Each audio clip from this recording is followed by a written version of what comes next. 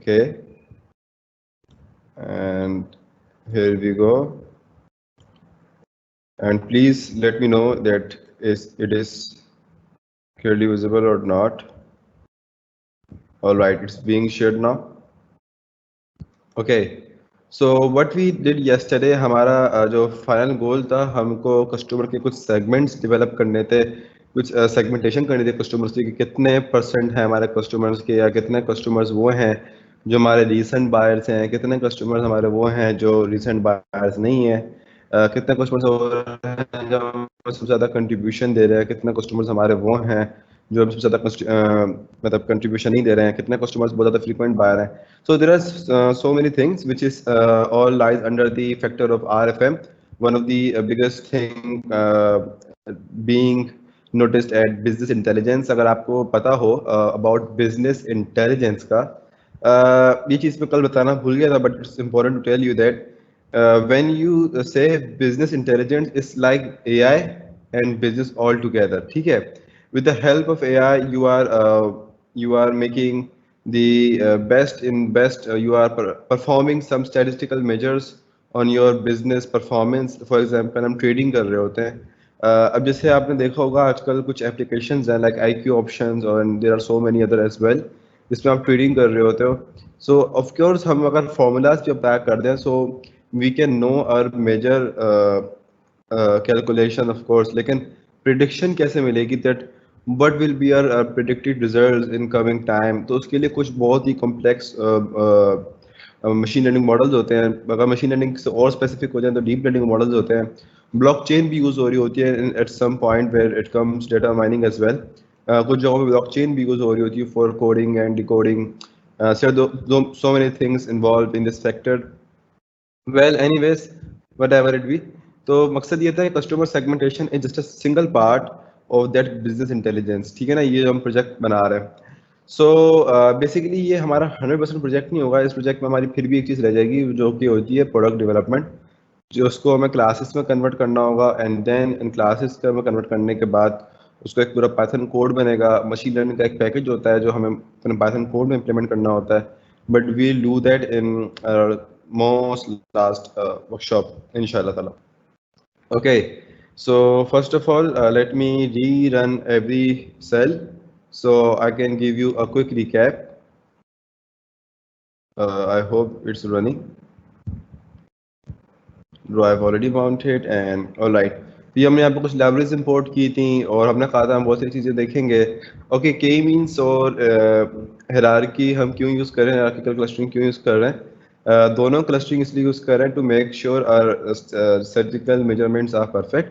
थोड़ा बहुत इशू होता है, ठीक है ना, थोड़ी बहुत एक्यूरेसी में फ़र्क आएगा, थोड़ी बहुत मेजरमेंट में फ़र्क आएगा of course, because both are not even. तो अगर आप के मीन्स को दो दफ़ा परफॉर्म करोगे तो उसमें भी थोड़ा बहुत फ़र्क आ जाता है. सो of course it's absolute thing के थोड़ा बहुत इशू आए के मीन्स और हायरार्की क्लस्टरिंग के अंदर. बट जो अगर हम बात करें ना एक ओवरव्यू की या एक विजुअलाइजेशन की, जिससे हमें ये पता चले कि कौन से हमारे वो कस्टमर्स होंगे जो फ्रीक्वेंट बायर्स हैं, या क्या कौन से हम ऐसे हैं जो हमें ज़्यादा अमाउंट कंट्रीब्यूट कर रहे हैं, या कौन से ऐसे कस्टमर्स हैं जो क्या कह सकते हैं आप कि फ्रीक्वेंट बायर्स तो नहीं है लेकिन हमें सबसे ज़्यादा अमाउंट कंट्रीब्यूट कर गए.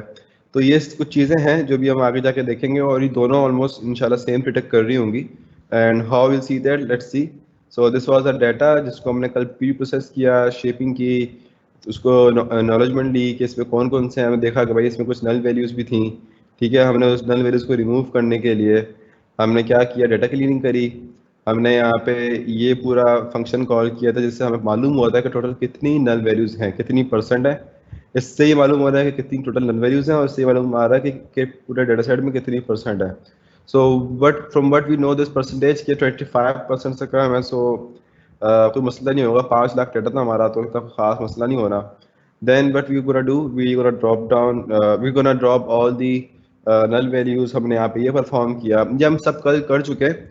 अनफॉर्चुनेटली कि कल के लेक्चर की यूट्यूब वीडियो अपलोड नहीं हो सकी थी, उसकी रीज़न था तो बीच में मेरी कट गई थी, तो वो दो हिस्सों में डाउनलोड हुई बड़ी मुश्किलों से. But it gonna upload by today, by tonight, by 11 PM इंशाल्लाह. सो डोंट वरी, दोनों लेक्चर आज का भी कल का भी एक साथ ही बिल्कुल अपलोड हो जाएंगे.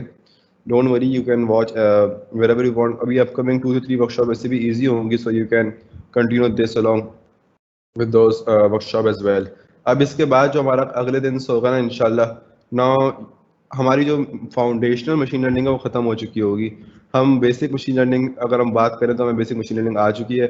Now will step towards advance machine learning, जो हमारी कल से स्टार्ट होगी इंशाल्लाह। So then again but we did here, हमने यहाँ पे कस्टमर आईडी को स्ट्रिंग में कन्वर्ट किया, और करना बहुत ज़रूरी था कस्टमर आईडी को स्ट्रिंग में कन्वर्ट करना, ताकि ये हमारा मशीन लर्निंग मॉडल उसको नंबर अज्यूम ना करे, इसको स्ट्रिंग में अज्यूम करे। Then we prepare the data to find recency, frequency and monetary, और ये हमने बिल्कुल यहाँ किया भी था। हमने यहाँ से मॉनिटरी मालूम करी थी, हमने फंक्शन अप्लाया था कि अमाउंट बराबर होता है क्वांटिटी और यूनिट प्राइस से। तो हमने क्या किया, ये एक कॉलम बना दिया जिसके अंदर हमारे पास अमाउंट की तमाम वैल्यूज थी। मतलब फॉर एग्जांपल एक नया कॉलम बना दिया था हमने, और उस कॉलम में कौन सी वैल्यू आ रही थी, जो हमारे पास क्वांटिटी के अंदर थी और यूनिट प्राइस की थी। उनका जो प्रोडक्ट था हमारे पास, डॉट प्रोडक्ट, वो हमारे पास किस में आ रहा था, अमाउंट में आ रहा था। देन हमारे पास जब एक कॉलम बन चुका था, फिर हमने क्या किया, उसके अंदर हमने ग्रुपिंग की उसको कस्टमर आईडी के मुताबिक, और हर कस्टमर का जो टोटल सबमिशन बेस्ड अमाउंट था वो हमने RFM_IM के अंदर स्टोर करवा दिया। अगर हम यहाँ पे देखें तो each customer ID is representing the total amount they spend, doesn't matter कि कितनी दफ़ा आया वो, कि टोटल अमाउंट कितनी स्पेंड की थी वो हमारे पास यहाँ पे मेजर्ड में आ गई थी। देन व्हाट वी डिड, फिर हमने किया है, हमने फ्रिक्वेंसी मालूम करी that which customer came multiple time. For example this 12 30 46 customer जो हमारा 2, ठीक है ना, ये यहाँ पे आया है, इसने अमाउंट एक भी कंट्रीब्यूट नहीं करी हुई। ये क्या हो सकता है कि शायद अमाउंट डेप में थी, क्या था, आई डोंट नो, लेकिन इसने अमाउंट एक भी कंट्रीब्यूट नहीं करी, but it still have come more than one time, 2 times आया भाई ये, ठीक है। So alright, now how we did perform this, हमने क्या किया, हमारे पास ऑलरेडी इनवॉइस नंबर मौजूद था। हमने अकॉर्डिंग टू कस्टमर आईडी हमने ये कहा कि किस कस्टमर आईडी पे कितनी इनवॉइस नंबर है हमारे पास, ठीक हो गया। अब 5 दफ़ा कस्टमर आईडी हमारे पास आ रहा है, अब हमने बोला उस पर टोटल कितनी डिफरेंट इनवॉइस नंबर है। ओके, वन मोर थिंग, कि अब इनवॉइस नंबर 1 से 5 भी हो सकती हैं जो कि सेम हो। अब फॉर एग्जांपल मैंने 6 चीज़ें खरीदी हैं, और उन 6 चीज़ों के अंदर क्या है हमारे पास, कि मैंने एक बाइक खरीद ली है, कार खरीद ली है, और से सारी सारी सेम इनवॉइस भी थी, तो वो मेरा वन टाइम पेमेंट कहलाएगी या वन पेमेंट कहलाएगी, क्योंकि मैंने एक ही इनवॉइस पे सब चीज़ें खरीदी हैं, ठीक है। तो वो जब इस डाटा में थी हमारे पास, वो मल्टीपल लिस्टिंग के अंदर थी। तो इसी तरीके से हमने यहाँ पे सब सिंपली ये नहीं कर दिया कि कस्टमर आईडी का हम लोग कस्टमर आईडी का ग्रुप बाय करते हैं और देख लेते भाई कि टोटल इनवॉइस का टोटल सम निकाल लो। हम डॉट सम नहीं कर रहे या कुछ नहीं कर रहे, हम सिंपल डॉट काउंट लगा रहे हैं यहाँ पे। तो अगर कोई ऐसी इनवॉइस नंबर होगी जो रिपीट हो रही होगी या जिसमें रिपीटेशंस होंगी, सो it will be ignored easily, ठीक है ना, वो काउंट नहीं होंगे हमारे पास। हमारे पास यूनिक इनवॉइस नंबर हर कस्टमर के मुताबिक आ चुका है। Then we did index setting, और ऑफ कोर्स हम लोगों ने जिस हिसाब से ग्रुप बाय किया था उस हिसाब से हमारी इंडेक्स सेट हो गया। And then we gonna have the same match for this and this, हमने सेम मैच क्यों लिया ताकि हम इसको जाके आगे जाके मर्ज कर सकें। देन क्योंकि यहाँ पे तो हमने बिल्कुल एक नया कॉलम बनाया था अमाउंट के नाम से, तो यहाँ पे प्रॉब्लम नहीं थी। यहाँ पे हम इसको इनवॉइस नंबर के नाम से बनाना नहीं चाहते थे, तो हमने यहाँ पे फ्रीक्वेंसी का नाम दे दिया इस कॉलम को, कॉलम्स को रीनेम कर दिया। Then we just view the first few lines of our data set, then we move further. हमने यहाँ पे क्या किया, हमने अपने पांडास के थ्रू दो डिफरेंट डाटा सेट को RFM_M और RFM_F, जो कि एक मॉनिटरी के लिए था और एक फ्रिक्वेंसी के लिए था, हमने दोनों को मर्ज कर दिया। किस पे मर्ज किया हमने, कस्टमर आईडी के ऊपर मर्ज किया। हमारे पास यहाँ पे कस्टमर आईडी थी as you can see here, तो इस कस्टमर आईडी को देखते हुए हमने इसको यहाँ पे इस कस्टमर आईडी की बेस पे हमने मर्ज कर दिया। लाइक फॉर एग्जांपल मैंने बोला कि I have 3 people on cluster 1 and 3 people, cluster नहीं बनाते अभी हम 3 पीपल कह लेते हैं, लाइक A B C, ठीक है। उन 3 पीपल की में से 2 बंदों की खासियत ये थी कि वो 2 बंदे टॉप विनर्स थे और एक बंदा टॉप विनर नहीं था, एक इंटरमीडिएट लेवल का प्लेयर था। मैंने क्या, अब दूसरे उसमें मेरे पास क्या था, 2 इंटरमीडिएट लेवल के प्लेयर थे और एक टॉप विनर था। अब मुझे कहा कि भाई इसको ग्रुप कर दो और अब इसको सॉर्ट करो फ्रॉम विनर टू लूजर्स के हिसाब से। तो वो उसमें से 2 उठाएगा और उसमें से एक उठाएगा, उनके रैंक पहले कंपेयर करेगा, फिर पहले वो आ रहा होगा, ठीक है ना, जो टॉप विनर होगा, फिर सेकंड विनर होगा, फिर लूजर्स, इस तरीके से आ रहे होंगे। तो हमारे पास इस तरह की एक रैंकिंग तैयार हो जाती है। अब अगर हम बात करें ऑन, जैसे हमने कहा कस्टमर आईडी, मेरे पास 3 बंदे थे और 3 बंदे यहाँ पे थे। 2 बंदे ऐसे थे जो फेवर कर रहे थे कि भाई ऑस्ट्रेलिया जीते, एक बंदा था जो कह रहा था भाई इंग्लैंड जीते।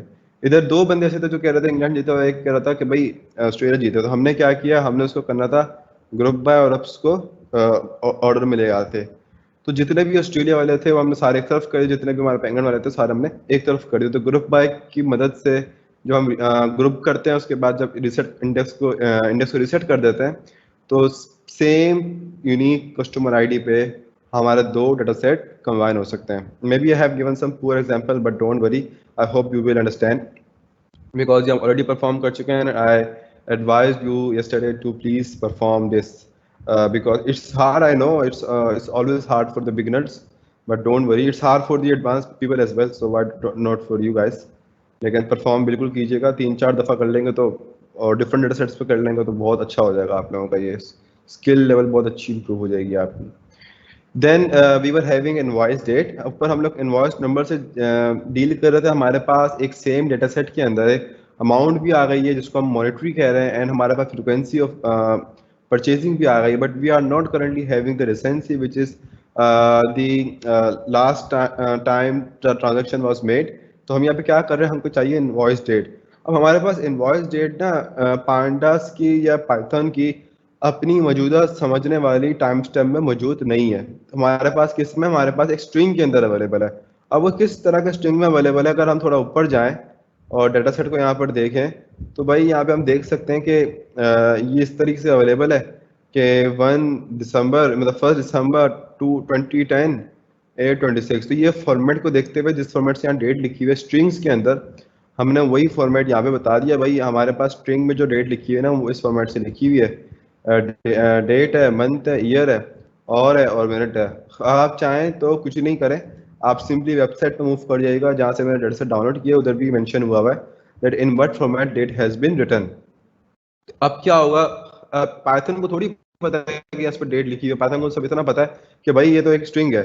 अब हमने पाइथन को बताया कि जो स्ट्रिंग है ना उसको आप डेट टाइम में कन्वर्ट करना है और उसको हमने बता दिया कि भाई इसका ये फॉर्मेट होगा। हमने बोला भाई ब्लैक परसेंट डी, सो हमने फॉर्मेटिंग कर दी कि first value will be the date, ठीक है ना। अब वो जाएगा पहली वैल्यू कौन सी आ रही है, फॉर एग्जांपल 1 आ रही है तो कहेगा भाई ये डेट हो गई, देन डैश डैश सिमिलर हो गया, आगे चला, फिर आगे एक वैल्यू और मतलब एम आ गई है तो मतलब ये क्या है, मंथ है।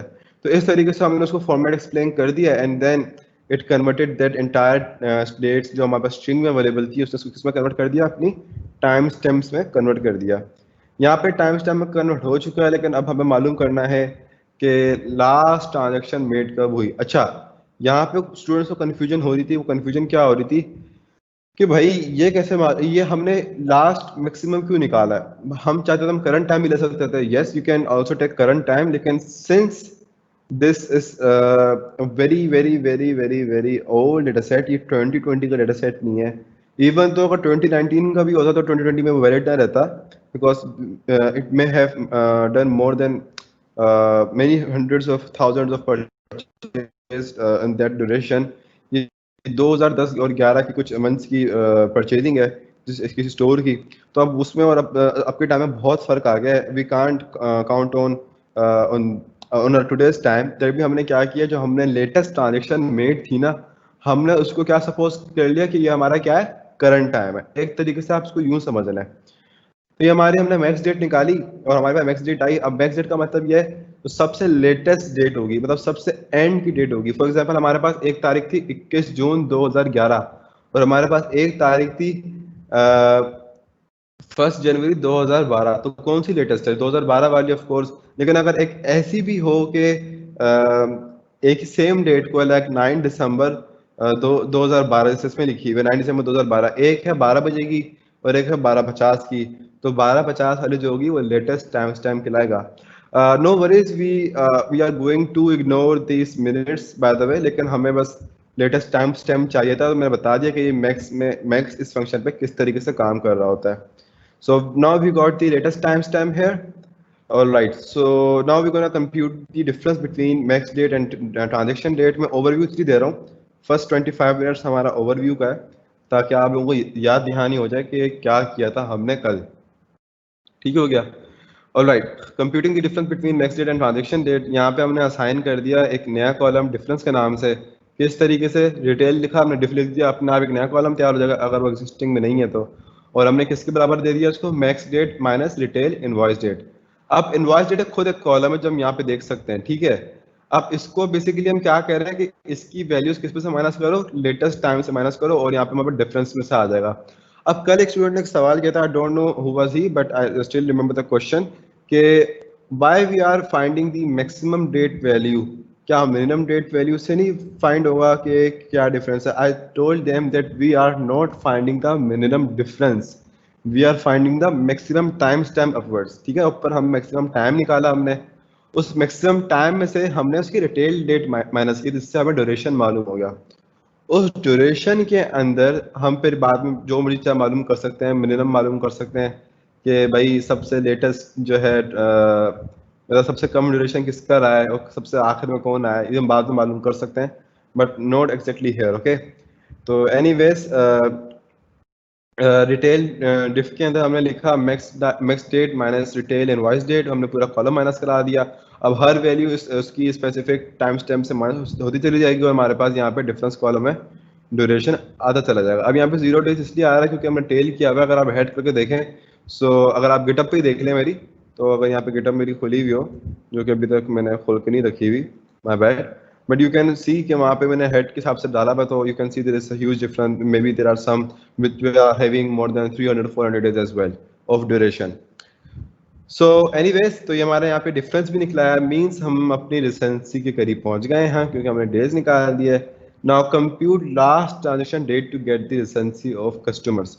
अब यहाँ पे हम क्या कर रहे हैं, अब एक कस्टमर की ट्रांजेक्शन हुई हुई 1 साल पहले, लेकिन आज उसने ट्रांजेक्शन दोबारा कर दी। एक उसने 1 साल पहले की हुई थी लेकिन आज उसने ट्रांजेक्शन हम दोबारा कर दी, तो बिजनेस पॉइंट ऑफ व्यू से he will be known as a recent buyer. हम ये नहीं कह रहे that he will be known as a frequent buyer, but he will absolutely be known as recent buyer. Let me see Q&A if we are having right now.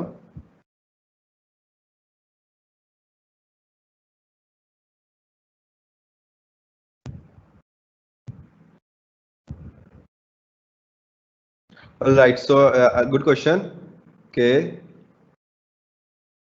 Someone has asked that can I upload all the files on my GitHub? Yes, you can. बस एक काम कीजिएगा, file को पहले अपनी column पे बना लीजिएगा, डायरेक्ट मेरी फाइल डाउनलोड करके अगर आप अपलोड कर देंगे ना तो GitHub पे कॉपीराइट ना लगा दें।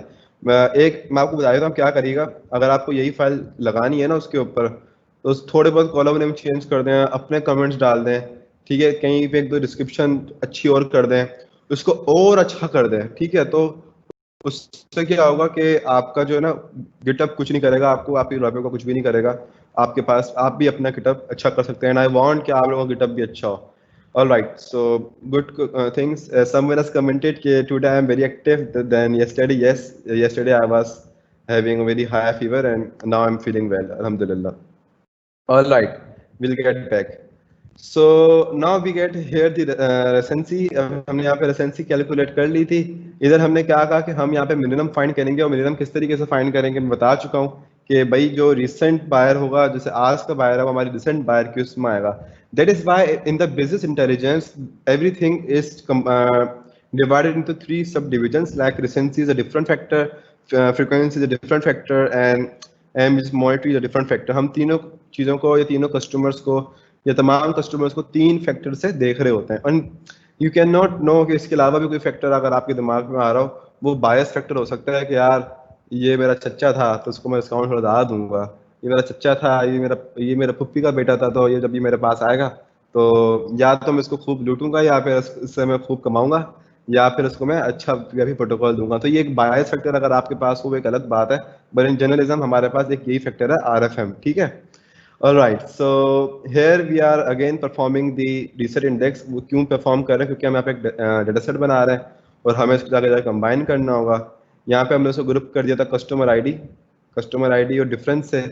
तो हमारे पास हमें यहाँ पे डॉट मिन इसलिए लिखा है कि हमारे पास जो मिनिमम डिस्टेंस हो या रिसेंट परचेजिंग हो उसका टाइम स्टैम्प हमारे पास या उसका ड्यूरेशन हमारे पास आ जाए। Even still after that we are having some customer जो आज से कोई 325 दिन पहले आए थे, लेकिन उसके बाद उन्होंने दोबारा आने की जहमत ही नहीं करी। होते हैं बहुत सारे ऐसे होते हैं। मैं Islamabad for example I visit Islamabad, I attended और I have dine in any restaurant. अब ज़रूरी थोड़ी है मैं वहाँ पे दोबारा जाऊँगा, साल बाद दोबारा उसी रेस्टोरेंट में ही जाऊँ, ठीक है ना। मैं इस्लामाबाद पे दोबारा कभी कभी ओकेजनली चक्कर लगा भी रहा हूँ, सो इट्स नॉट ऑब्वियस कि मैं वहाँ पे बार बार आऊँ। There are so many type of customer of course. Okay so RFM underscore P dot reset index, and हमने इंडेक्स कर दिया और हमने फिर हमने इसको व्यू कर लिया। हाँ भाई इंडेक्स बिल्कुल प्रॉपर है, कस्टमर आईडी बिल्कुल प्रॉपर है, डाटा हमारा बिल्कुल प्रॉपर है। अब इसमें एक इशू है, हम चाहते हैं कि भाई हमारे पास सब डेज हो, हमारे पास ये ना हो। अब उससे होगा पता है क्या है, उससे एक सबसे बड़ा फायदा ये होगा, जब हम इसको डायरेक्टली डेज में आउटपुट देंगे ना, तो हमारे पास ये लिखा हुआ नहीं आएगा 325 डेज और 233 एक्सेट्रा एक्सेट्रा, मतलब भी हमारे पास टाइम स्टैम्प में नहीं रहेगा। अब हमारे पास ये दोबारा इंटीजर में आने वाला है। How we gonna do that, we simply extract number of days only. हम उस कॉलम के ऊपर अप्लाई कर देंगे डेट टाइम डॉट डेज का एट्रीब्यूट, सिंपली इस तरह कर लें।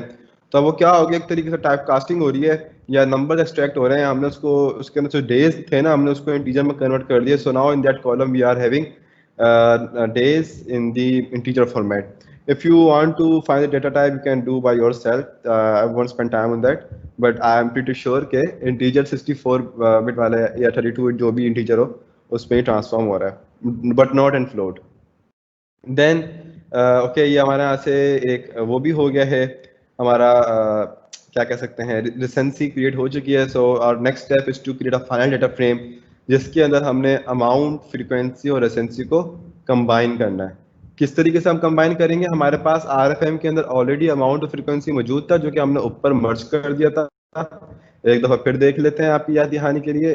लेट्स सी, कहाँ गया, हाँ ये रहा ना, ये रहा। ओके तो यहाँ पे हम ऑलरेडी मर्ज कर चुके थे। So now we have already 2 columns there, and what we have to do now, हमें उसके अंदर एक नया डेटा फ्रेम ऐड करना है, RFM underscore P on customer ID, मतलब कस्टमर आईडी के ऊपर ही करना है और उसको हमें कस्टमर आईडी को अब भी लेफ्ट पे रखना है।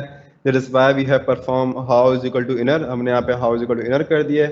And now we are renaming columns. हमें सब रिसेंसी को ऐसे कॉलम नेम डालना पड़ा, लेकिन अगर हम रिसेंसी का भी डालेंगे तो हमें सबके कॉलम नेम डालने पड़ेंगे in list format.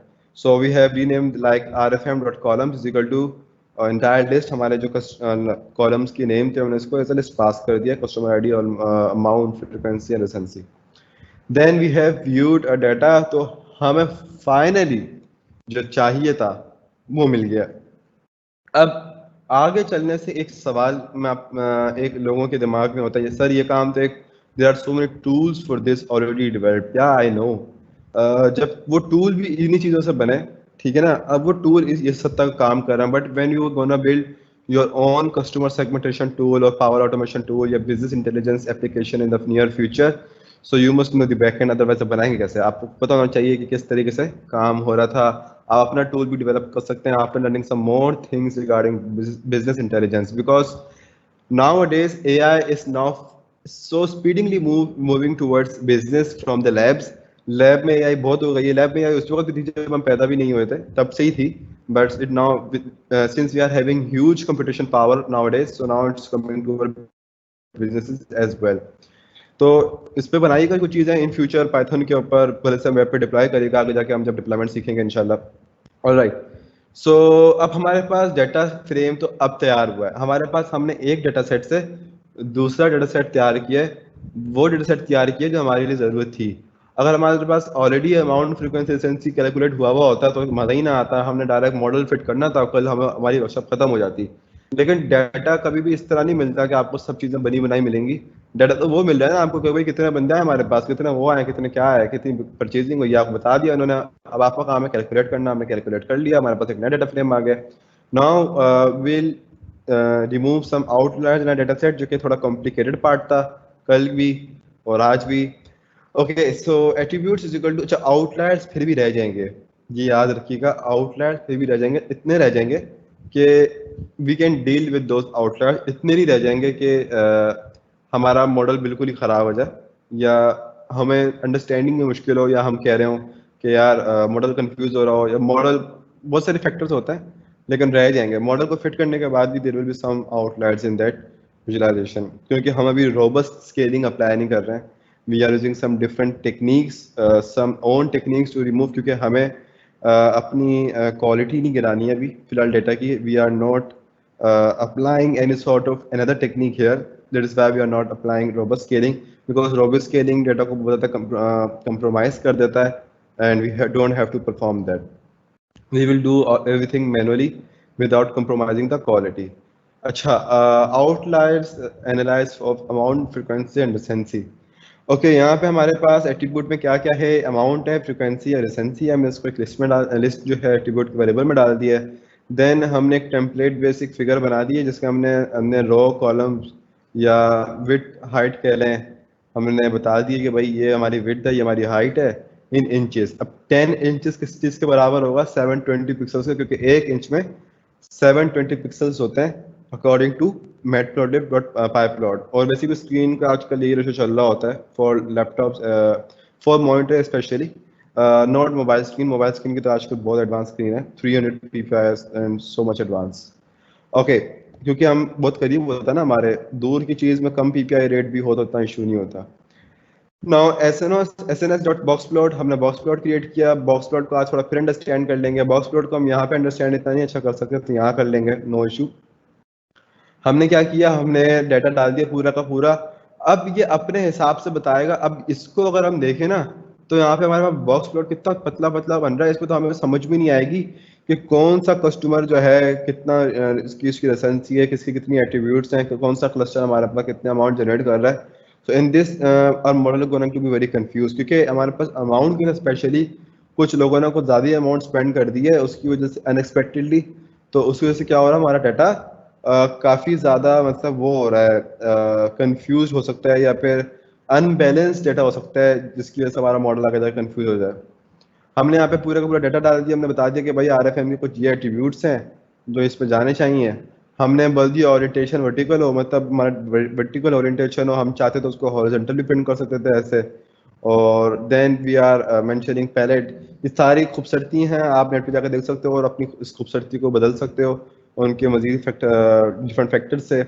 Then we add title to our plot, outliers variable distribution, थोड़ा फॉन्ट से बढ़ा दिया हमने, फॉन्ट वेट को हमने बोल्ड कर दिया ताकि थोड़ा डिफरेंट लगे। Then we add Y label and X label to different, और उसको भी हमने बोल्ड कर दिया। अगर हम यहाँ पे देखें तो हमारे पास यहाँ पे जो आउटलायर्स थे वो बहुत ज़्यादा थे, जिसको आगे जाके हमें मैनुअली बैलेंस करने की जरूरत है by using some quantile related functions. All right, यहाँ से अब हम थोड़ा स्लो हो जाएंगे क्योंकि यहाँ से मैं चाहूँगा कि थोड़ा सा दोबारा डिटेल में समझें।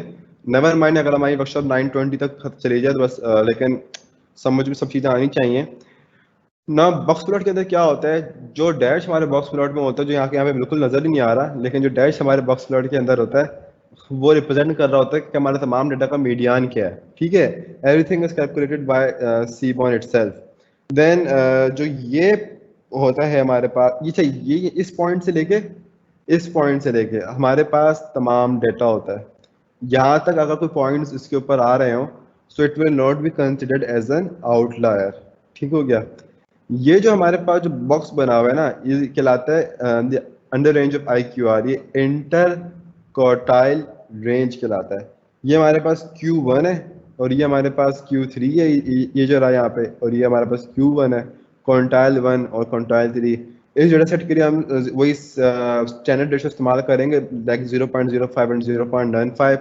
ये आप देख सकते हैं नेट पे कि किसके लिए कितना रखना है, but these are the standard ratios specially for this data set. तो यहाँ पे हमने ये फिगर रखी है for Q1 and Q3। Then what are we having here के फॉर एग्जांपल, अब यहाँ पे हमारे पास Q1 है, यहाँ पे हमारे पास Q3 है। ठीक है, हम IQR तो बड़ी आसानी से मालूम कर सकते हैं, क्या करना है हमें। अब Q3 का मतलब पता है क्या है, कि यहाँ से लेके ये जो पॉइंट है ना 0, मतलब इसको 0 सपोज कर लें। अगर मेरा कर्सर आप लोगों को नजर आ रहा हो, जो कि बहुत छोटा है, अगर नजर आ रहा हो तो ये इसको 0 सपोज कर लें फॉर अ सेकेंड। यहाँ से लेके Q3 तक ये पूरा एरिया Q3 कहलाएगा। ठीक हो गया। अभी पूरा एरिया Q3 कहलाएगा और यहाँ से लेके यहाँ तक पूरा का पूरा एरिया या पूरी की पूरी लेंथ Q1 कहलाएगी या क्वांटाइल 1 कहलाएगी। अब जब हम क्वांटाइल 3 में से क्वांटाइल 1 माइनस कर देंगे, हमारे पास ऑटोमेटिकली क्या आ जाएगा, IQR आ जाएगा। IQR क्या होता है, inter quartile range. So this is how we performed here. हमारे पास Q1 ऑलरेडी था, हमारे पास Q3 ऑलरेडी था, हमने यहाँ पे IQR लिया है। ठीक हो गया। हमने पूरा डेटा स्केल नहीं करा, हम जस्ट उभरे उभरे से जो होते हैं ना आउटलायर्स, वो ख़त्म कर दिए। मतलब यूँ कह लें कि एक अच्छा सा फल था, उसके ऊपर 2-3 जगहों पे गंद लगा हुआ था। मैंने कहा उसको साफ करके ऐसे ही खा जाओ, तो हम बेसिकली वही काम कर रहे हैं। Then here on the fourth line of code here what we are doing, हम एक कंडीशन पास कर रहे हैं यहाँ पे, और ये कंडीशन बहुत इंपॉर्टेंट थी। अब ये कंडीशन कहाँ से बनाई हमने, क्यों बनाई? हम क्या बोल रहे हैं कि भाई जो डाटा इस रेंज से इस रेंज के दरमियान हो ना, बस वही आरएफएम के अंदर रहे। जो डाटा इस रेंज से बाहर है उसको निकाल दो, वो हमारे उसकी घर में कोई जगह नहीं है। अब ये किस तरीके से बनाएंगे? अब हमारे पास कोई स्पेसिफिकली कॉलम के थ्रू थोड़ी हम डाटा को रोक रहे हैं। तो हमने यहाँ पे कंडीशन पास कर दी। हाँ, हमने बोला अच्छा ये किस तरीके से काम कर रहा होता है, जब हम कंडीशन पास करते हैं ना किसी डाटा फ्रेम के अंदर, तो उस डाटा सेट की हर रो पे कंडीशन अप्लाई होती है। जहां पे कंडीशन ट्रू होती है वो डाटा मेंटेन रहता है, जहां वो कंडीशन फॉल्स हो जाती है वो डाटा एक्सक्लूड हो जाता है। उसी वक्त वो पूरी की पूरी रो जो होती है हमारे पास से एक्सक्लूड हो जाती है। Then we applied this condition है, हमने बोला कि भाई अगर R F M dot amount जो है इससे बड़ा हो और R F M dot amount इससे कम हो या इसके बराबर हो, तो ही वो हमारे डाटा के अंदर हो। अगर इससे ज़्यादा बड़ा हो, मतलब इससे ज़्यादा बड़ा हो या इससे ज़्यादा कम हो, तो इसकी रेंज में ना हो, तो उसको हम बेसिकली ऑटोमेटिकली एक्सक्लूड कर रहे हैं। हमने अमाउंट के लिए भी यही किया है, हमने रिसेंसी के लिए भी यही किया है, हमने फ्रिक्वेंसी के लिए भी यही किया है। ठीक है ना? Okay, why are we having outliers? All right, outlier होता क्या आप लोगों को पता होगा कि अचानक से एक पर्टिकुलर सिस्टम हमारा चल रहा है। फॉर एग्जांपल अगर मैं इसका एग्जांपल दूं कि भाई मैं ना रोज़ जा रहा हूँ, और मैं फॉर एग्जांपल मेरे घर के करीब एक बहुत अच्छी शॉप है, घर के करीब नहीं है लेकिन एक बहुत अच्छी शॉप है जहाँ से मैं यूजुअली परचेज करता हूँ मंथली और मंथली बेसिस, और वो है computer zone in my city. मैं जा रहा हूँ उस शॉप पे, और मैं वहाँ से फॉर एग्जांपल कभी हेडफोन्स परचेज कर रहा हूँ, कभी कीबोर्ड परचेज कर रहा हूँ, कभी वेबकैम परचेज कर रहा हूँ, कभी यूएसबी परचेज कर रहा हूँ, and which lies all under cost of 10,000 rupees, इस तरह एज्यूम कर लें। One day I went and I about MacBook pro 16 inch, ठीक है, वो क्या कॉस्ट हो गई?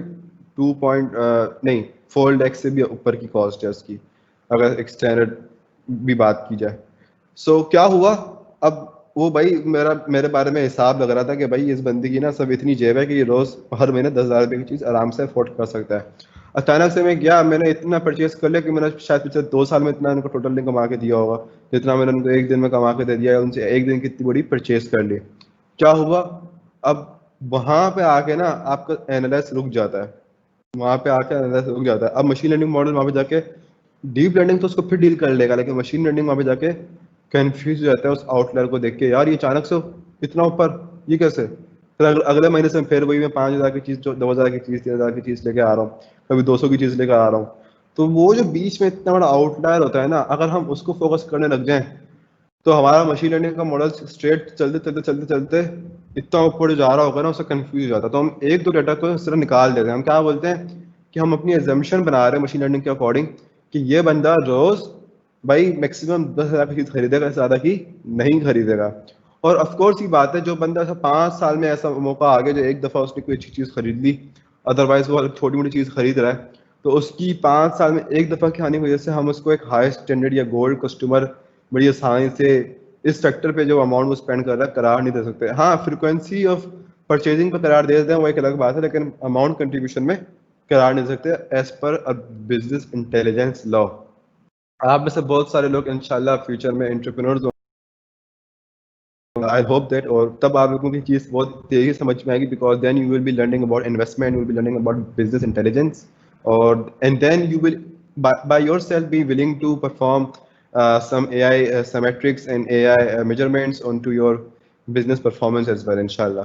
और तब ये चीज़ें समझ में आएंगी कि बिजनेस में किस तरीके से कस्टमर को सेगमेंट किया जाता है। That is why we are having outliers here as well, कि अचानक से कस्टमर ने अब एक चीज़ खरीद ली तो एक बिल्कुल ही अपार्ट द लाइन हमारे पास आउटलायर आ जाता है। आउटलायर को मैंने कल भी एक्सप्लेन किया था, तो ये बिल्कुल बस वही आउटलायर है। All right, let us move further. हमने यहाँ पे रिसेंसी के लिए भी वही काम परफॉर्म कर दिए, हमने वही रेंज दे दी है, फ्रिक्वेंसी के लिए वही काम परफॉर्म कर दिया, वही रेंज दे दी है, एंड काम परफॉर्म हो रहा है। फिर हमने यहाँ पे क्या किया, अब हमें करनी है प्री प्रोसेसिंग। हमने आउटलायर्स के लिए प्री प्रोसेसिंग इसलिए अप्लाई नहीं करी थी, अगर हम आउटलायर्स के लिए प्री प्रोसेसिंग अप्लाई करते वो आउटलेट्स को भी डाटा में ले आता है, और हमारा तमाम डाटा ऑलरेडी स्टैंडर्डाइज भी ना स्टैंडर्डाइज भी लाइक हो हुआ होता, या मिनमैक्स ऑलरेडी हो चुका होता, कुछ भी करें नॉर्मलाइज फॉर्मेट में हो चुका होता, लेकिन हमारा मॉडल प्रॉपरली स्केल्ड नहीं हुआ होता, जो कि अभी हम करना चाह रहे हैं। That is why we didn't apply robust scaling. हमने मैनुअली उस IQR या क्वांटाइल रेंज के अकॉर्डिंग हमने रिमूव करी, क्योंकि हम जब क्लस्टर के सेगमेंटेशन को अभी व्यू करेंगे ना, तो वो भी उसमें व्यू करेंगे बॉक्स प्लॉट के अंदर। और यूजुअली डेवलपर्स बॉक्स प्लॉट में व्यूइंग करते हैं, लेकिन आप जब ये रिजल्ट्स अपने बॉस को या किसी मीडिया को दिखाना जाओगे, then you will never show box plot, then you gonna show the bar charts और पाई चार्ट, जो एक हर बच्चा भी समझ जाता है। बॉक्स प्लॉट तो हमें समझ नहीं आ रहे होते जल्दी से, तो आप उनको कैसे समझ पाएंगे?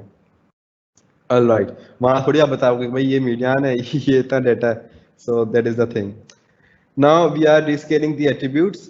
रीस्केलिंग के अंदर हमारे पास दो तरह के स्केलर होते हैं, एक होता है मिनमैक्स स्केलर, एक हमारे पास स्टैंडर्डाइजेशन, जिसके अंदर स्टैंडर्डाइजेशन क्या होता है, मिनमैक्स स्केलिंग में तो ये होता है कि मैक्सिमम वैल्यू 1 होती है और मिनिमम वैल्यू 0 होती है। स्टैंडर्डाइजेशन में क्या होता है कि अगर आप तमाम डेटा का जीरो मीन निकालोगे तो वो 0 आएगा, और तमाम डेटा को जब सम करोगे, समेशन करोगे, तो वो 1 आएगा। All right, so here we are transforming a data. Simply हमने भाई बोल दिया कि इसके अंदर हमारे पास ये 3 कॉलम्स हैं इस डेटा सेट के अंदर। हमारे पास RFM के अंदर ना कस्टमर ID भी था, अगर आप लोगों को याद हो, कस्टमर ID के नाम से था, गैस यस, जिसकी बेस पे हमने तीनों डाटा को कंबाइन किया था। अब हमें उनकी कोई जरूरत नहीं, हमने कहा जवाब हमारी कोई जरूरत नहीं है, हमने उसको निकाल दिया। Now we are having these 3 columns only in the data set. और सब इसमें नहीं निकाला, हमने उसके लिए एक नया डाटा फ्रेम डेवलप कर दिया, जिस पे भी हमें कभी कुछ परफॉर्म करना हो, उसके लिए हमने नया डाटा फ्रेम परफॉर्म कर दिया, ताकि कुछ गड़बड़ हो जाए तो हमारे पास पुराना डाटा फ्रेम मौजूद हो। Scaler is equal to standard scaler, हमने एक फंक्शन इनिशिएट कर दिया यहाँ पे। Then we are going to transform data here. अब हमने उसके लिए भी एक नया बना दिया भाई, RFM DF स्केल, ताकि हमें पता हो स्केल कैसा था और DF कैसा था, और हमने इसको शेप कर दिया। So now we are having pretty less values, 5 lakh values नहीं हमारे पास, 4 लाख 2000 की कुछ वैल्यूज हैं। ये भी बहुत होती हैं एक मशीन लर्निंग मॉडल के लिए, और 5 लाख वैल्यूज देते तो कुछ ज़्यादा हो जाती, तो फिर आपको न्यूरल नेटवर्क का इस्तेमाल करना पड़ता। सो एनीवेज, फिर यहाँ पर हम आए और यहाँ पे हमने क्या किया, हमने कॉलम्स को रीनेम कर दिया। ठीक है, हमने कॉलम्स को रीनेम कर दिया, क्यों कर दिया और क्या कर रहे हैं हम यहाँ पे, हमारे पास जो डाटा को हम ट्रांसफॉर्म कर रहे होते हैं किसी भी स्केलिंग के तहत, किसी भी नॉर्मलाइजेशन फैक्टर के तहत, सो हमारा डाटा ऑटोमेटिकली किस में कन्वर्ट हो जाता है, एरे में कन्वर्ट हो जाता है, नमपाई एरे में कन्वर्ट हो जाता है। But we currently don't need a data into NumPy array. That is why we need to convert a data into data frame. वो आप खुद भी देख लेंगे आगे जाके क्यों करा हमने। So how we'll do that? Simply हम लिख देंगे pd dot data frame। अब इसके अंदर हम डिक्शनरी भी देते तो भी हो जाता, या array भी देंगे तो भी वो data frame में कन्वर्ट हो जाएगा। Data frame में कन्वर्ट हो गया, but we are currently not having any sort of columns. That is why we have mentioned columns again. Amount, frequency, recency. हो सकता है कि कोई स्टूडेंट ऐसा भी हो या कोई बंदा ऐसा भी हो जिससे बहुत ज़्यादा ऑप्टिमाइज कोड डेवलप कर दे, बिल्कुल हो सकता है, लेकिन ये जस्ट एक रिसर्च बेस्ड वर्क हो रहा है, ये प्रोडक्शन बेस्ड कोड नहीं है।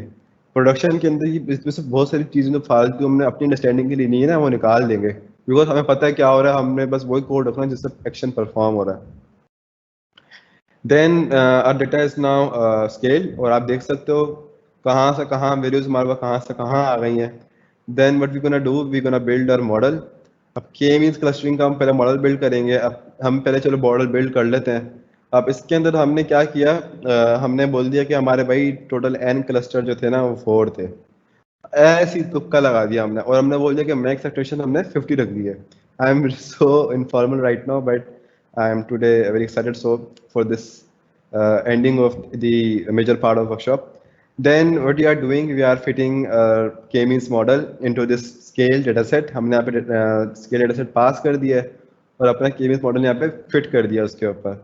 अब अगर हमने फिट कर दिया, पहले तो वैसे तो ये होता है ना, हम प्रेडिक्शन निकालते हैं क्लासिफिकेशंस के अंदर, रिग्रेशन में प्रेडिक्शन निकालते हैं, रिग्रेशन में हमारे पास MEC और R² एरर होता है, मतलब एरर रेट होता है, और उसके अंदर हमारे पास जो होता है कन्फ्यूजन मैट्रिक्स होता है, एक उससे हम एक्यूरेसी स्कोर निकाल लेते हैं क्लासिफिकेशन में।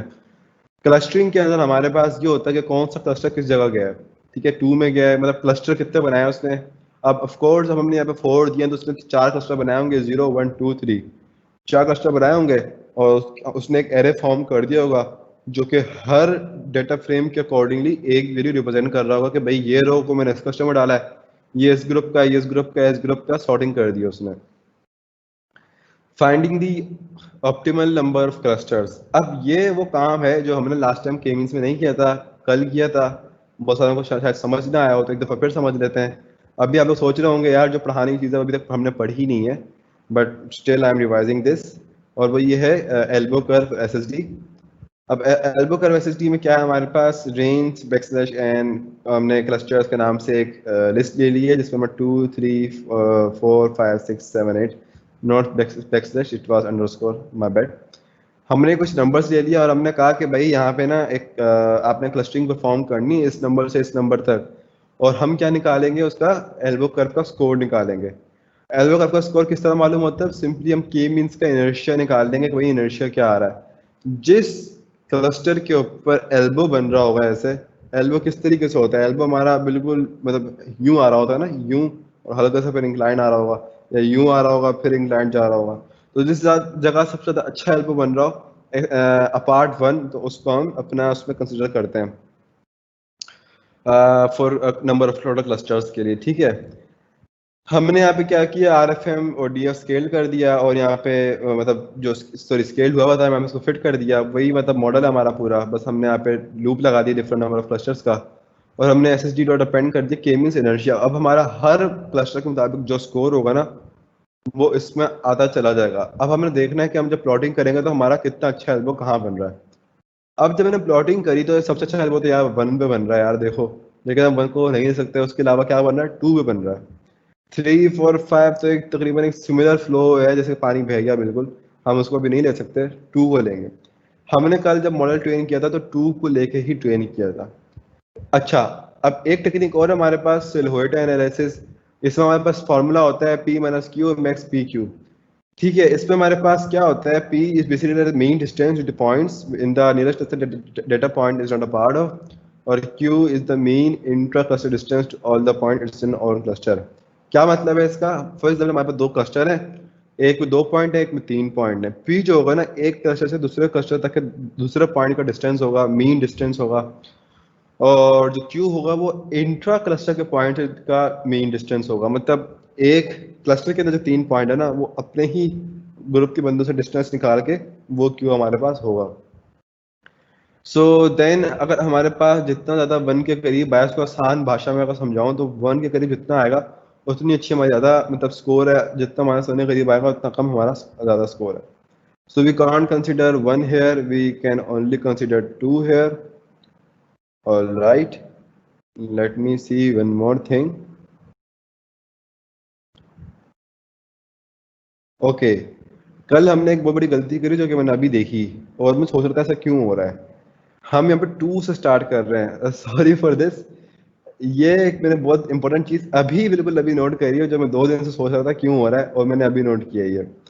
यहाँ से हम क्या, कहाँ से स्टार्ट कर रहे हैं, 2 से स्टार्ट कर रहे हैं, ठीक है, और 8 पे ख़त्म कर रहे हैं। लेकिन हमारे पास जो प्लॉटिंग हो रही है ना, वो 0 से स्टार्ट हो रही है और 6 पे ख़त्म हो रही है। लाइक अगर ये 8 है तो फिर ये क्या हुआ, ये 2 हुआ, 2 3 4 5 6 7 8। ये मेरी गलती थी यहाँ पे।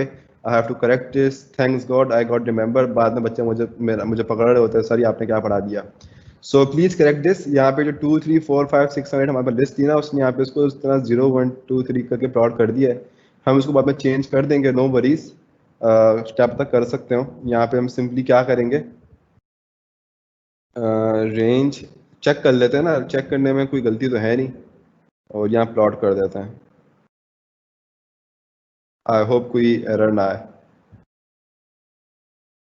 ओके, मैंने थोड़ा गलत प्लॉट कर दिया है। ये एक बहुत इंपॉर्टेंट चीज़ थी जो भी आज हमने देख ली, नहीं तो आप लोगों के दिमाग में बहुत सारी मुझे कन्फ्यूजन्स रह जाती। अब अगर हम देखें ना, हमारा एल्बो 2 3 के ऊपर अच्छा बन रहा है। अब ये पता है मेरे दिमाग में अभी अचानक से क्यों आई, क्योंकि मैं भी आपको बताने वाला था कि हायरार्की क्लस्टरिंग ने एक मेस क्रिएट कर रहा है और कीमी से एक अलग मेस क्रिएट करने वाला है। लेकिन अब मुझे बताने की ज़रूरत नहीं है।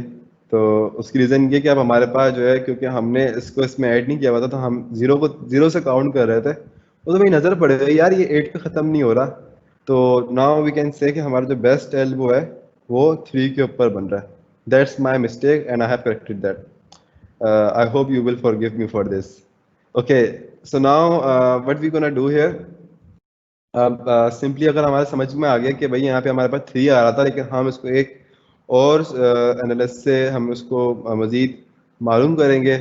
और सिलहोटे एनालिसिस इतना ज़्यादा यूज़ नहीं होता है वैसे in the real world. I have seen elbow method more involve in this technique, because silhouette का जो स्कोर होता है ना वो हर जगह वैलिड हो भी नहीं सकता. Now from N clusters in range N clusters, हमने यहाँ पे वही चला दिया पूरा का पूरा, सब कुछ वही हो रहा है. बस क्या होगा यहाँ पे, हमने कहा cluster level is equal to K means dot level. क्या हो रहा है कि जिसमें जितने ज़्यादा अब तक जिस लेवल पे या जो भी हमारे पास जो लेवल जनरेट हो रहे होंगे ना, वो हमारे पास किस में आ रहे होंगे, क्लस्टर लेवल के अंदर आ रहे होंगे. या मैं आपको किस तरीके से समझा दूँ कि लेट मी, हमारे पास डाटा था, ठीक है, हमारे पास डाटा के अकॉर्डिंग तमाम लेबल्स जनरेट हो रहे थे जैसे हमने ऊपर किया था. तो ये वही लेबल्स हैं जो क्लस्टर लेवल में हर दफ़ा आएंगे. हर दफ़ा डिफरेंट क्लस्टर लेवल्स आएंगे depending on the number of our cluster levels. और उसके बाद वो हम इसमें डालेंगे क्लस्टर लेवल्स के अंदर और आरएफएम में डालेंगे और उसका हम सिनोडो स्कोर मालूम करेंगे. ये बिल्ट इन फंक्शन है जिसमें बेसिकली यही फॉर्मूला परफॉर्म हो रहा है. देन हम इसको इसमें स्टोर करा देंगे और हर दफ़ा यहाँ पे प्रिंट करते चले जाएंगे. हमने हर दफ़ा ही इसको प्रिंट करना है. नाउ लेट मी सी यहाँ पे कोई मेरे मिस्टेक ना किया. I hope I haven't done any sort of mistake here, लेकिन still we gonna run this.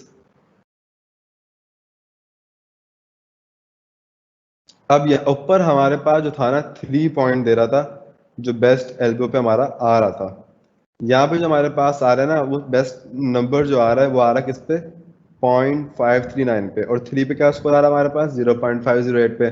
मतलब ये क्या हुआ हमारे पास कि हमारे पास दो चीज़ें अब कंसिडरेशन के अंदर आ गई हैं. या 2 को भी ले सकते हैं या 3 को भी ले सकते हैं. तो के मीन्स हमारे पास है ना यहाँ पे इतना ज़्यादा हमें एक सॉर्ट ऑफ कंफ्यूजन क्या क्रिएट कर रहा है. That is why now we are gonna also create perform hierarchy clustering जो आज का मेजर पार्ट है. पहले हम लोग के मीन्स को के 3 से कर लेंगे. के 2 से हमने कल कर लिया था और हमें देखा था कि 2 क्लस्टर परफॉर्म हो रहे हैं.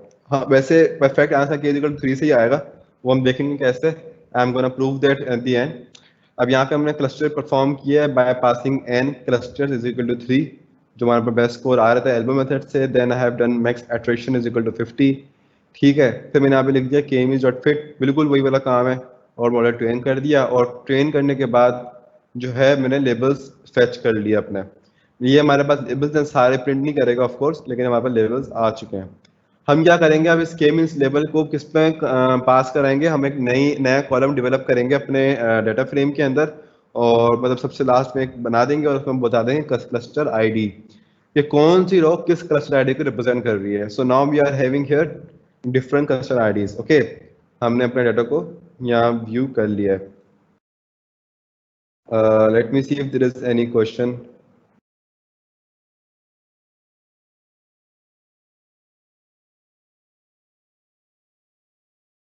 Let me see. Any question? Okay.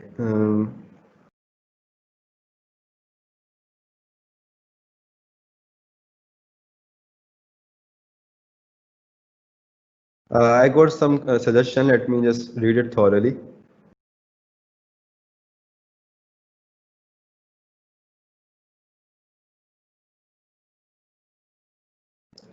Rohel, आपके आउटलर का सवाल का जवाब मैं आपको 2 मिनट थोड़ी देर में देता हूँ. Let me see some things Ashish have mentioned, which is seems to be very wonderful.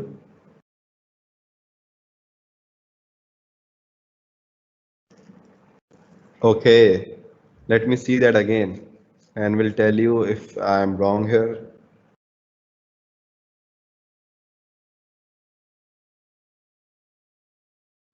I didn't get your point Ashish, थोड़ा सा इलेबरेट करो, मैं समझा नहीं क्या कहना चाह रहे हो. बिकॉज ये जो हमारे पास फॉर n + 2 है ना, ये इसी का ही प्रिंट हो रहा है, फॉर यही प्रिंट हो रहा है. ये कोई जीरो से स्टार्ट नहीं हो रहा. ये हम जो जीरो यहाँ पे लिखा हुआ हमने वो बेसिकली इसकी फॉर्मेटिंग है, नम क्लस्टर प्रिंट हो जाएगा. करंट इंडेक्स के हिसाब से हमारे पास स्कोर आया है. So if you can be more specific कि क्या बताना चाह रहे हो, सो बताओ. So we'll see that. Okay. Okay, you have then mentioned you found it. Okay, फिर मतलब कोई ऐसी चीज़ होगी जो मैं already found कर चुका हूँ. All right, no worries. Okay, elbow क्या बता रहा है? Cannot understand elbow and silhouette. Okay, पहले रोहेल का जवाब देते हैं. रोहेल, देखें, आउटलायर मैंने आपको कहा ना कि बिजनेस इंटेलिजेंस का एक लॉ होता है, BI जैसे हम बोलते हैं, कि अगर एक बंदा रोजमर्रा पे 1-1 रुपए की चीज़ खरीद रहा हो, लेकिन अगर उसमें महीने में मतलब 30 दिन में अगर एक दफ़ा वो 10 रुपए की चीज़ खरीद जाए, तो हम उसे रोज 10 रुपए एक्सपेक्ट नहीं करेंगे. ठीक हो गया. हम उसे क्या बोलेंगे, हाँ अगर हम टोटल अमाउंट कितना कंट्रीब्यूट कर रहे हैं उसके हिसाब से देखें, then it can be necessary for us, otherwise it's not necessary for us of course. और हमने फ्रीक्वेंसी और RFM जब तीनों का इन्वॉल्व फैक्टर निकालना होगा, तब वो हमारे पास 10 रुपए का फैक्टर काउंट नहीं होता. That's why we remove outliers. नहीं तो पे क्लस्टर्स कहीं के भी नहीं बचते, और ये सब मशीन लर्निंग के अंदर है. In deep learning we are having some different techniques to deal with those outliers. ठीक है, सो डोंट वरी. अगर बिजनेस इंटेलिजेंस के हिसाब से बात की जाए, तो हम एक एक पॉइंट भी नहीं छोड़ेंगे. हम उसको कहीं ना कहीं किसी तरीके से डील कर लेंगे उसके साथ. ऑलराइट, देखिए भाई, एल्बो मेथड में हम कैसे मालूम करते हैं परफेक्ट एल्बो. हमने यहाँ पे एल्बो जब प्रिंट किया ना, विजुलाइज किया, जो कि केमी जो इनर्शिया से हमने फैच किया था, तो हम देखते हैं कि एल्बो कहाँ बन रहा है, which is the elbow point. You know ना एल्बो, राइट? ऐसा ना हो कि आपको ये ना पता हो एल्बो क्या है. सो एल्बो जो जहाँ सबसे परफेक्ट एल्बो बन रहा होता है, वी नोटिस दैट नंबर कि लाइक 3 हमारे पे सबसे अच्छा एल्बो बन रहा है, तो हम अपना 3 रखेंगे केमिस का क्लस्टर नंबर. लेकिन सिलहुएट स्कोर जो हमारा है, जो हमने फाइंड किया, वही कोड है पूरा का पूरा. बस इसमें हम क्या कर रहे थे, हम लोग यहाँ पे के मीन्स डॉट इनर्शिया से हम स्कोर फाइंड कर रहे थे और एक SSD के उसमें अपेंड कर रहे थे लिस्ट में. यहाँ पे हम कुछ नहीं कर रहे. यहाँ पे हम क्या कर रहे हैं कि हम के मीन्स डॉट लेबल्स को हर दफ़ा क्लस्टर लेवल में असाइन कराते हैं, और फिर सिलहुएट स्कोर का एक फंक्शन है जो क्लस्टर लेवल्स को डेटा के साथ डील करते हुए सिलहुएट स्कोर परफॉर्म कर रहा होता है. अब जितना 1 के करीब होता है इस नॉन एस के, उतना ज़्यादा अच्छा होता है. लेकिन यहाँ पे हमारे पास जो 1 जितना ज़्यादा करीब है, वो आ रहा है 5394. अच्छा, मैंने यूजुअली देखा है, वैसे भी यही है कि सिलहट इसको टेक्निक में क्या होता है कि जितना नंबर कम होता जाता है ना, उतनी ज़्यादा अच्छी वैल्यू बनती चली जाती है. ये मैंने देखा है वैसे bye the way at many times. But क्या है यहाँ पे, हम अभी जो लेंगे वो 0.508 ले रहे हैं, जो कि नंबर ऑफ क्लस्टर 3 के बराबर है. क्यों ले रहे हैं हम वो? क्योंकि आगे जाके हम देखेंगे क्यों ले रहे हैं. एल्बो मेथड ने हमें 3 दे दी है, और वो एक विटनेस थी कि 3 क्लस्टर बनेंगे इसके अंदर, और फिर आगे जाके हमें हायरार्की की क्लस्टरिंग भी यही विटनेस देगा कि 3 क्लस्टर बनेंगे. ठीक है, उसमें तो हम कुछ बात नहीं कर रहे ना कितने क्लस्टर बनेंगे, लेकिन हमें विटनेस देगा. So then that is why I am already performing this on k is equal to 3, ताकि हम के मीन्स का और हायरार्की क्लस्टरिंग का कंपैरिजन कर सकें. आगे जाके देख लीजिएगा वो. Then we have done this already. हमारे पास हमने फिर अब k इज इक्वल टू 3 के हिसाब से हमने के मीन्स को फिट किया है. हमारे पास लेबल्स फैच हो गए हैं. Then we assign label into our data frame. अब जो हमारे पास हर रॉ का, जिस रॉ को जिस क्लस्टर आईडी में डाला था, वो हमारे पास तमाम क्लस्टर आईडीज परफॉर्म हो चुकी हैं. Now we are having this things.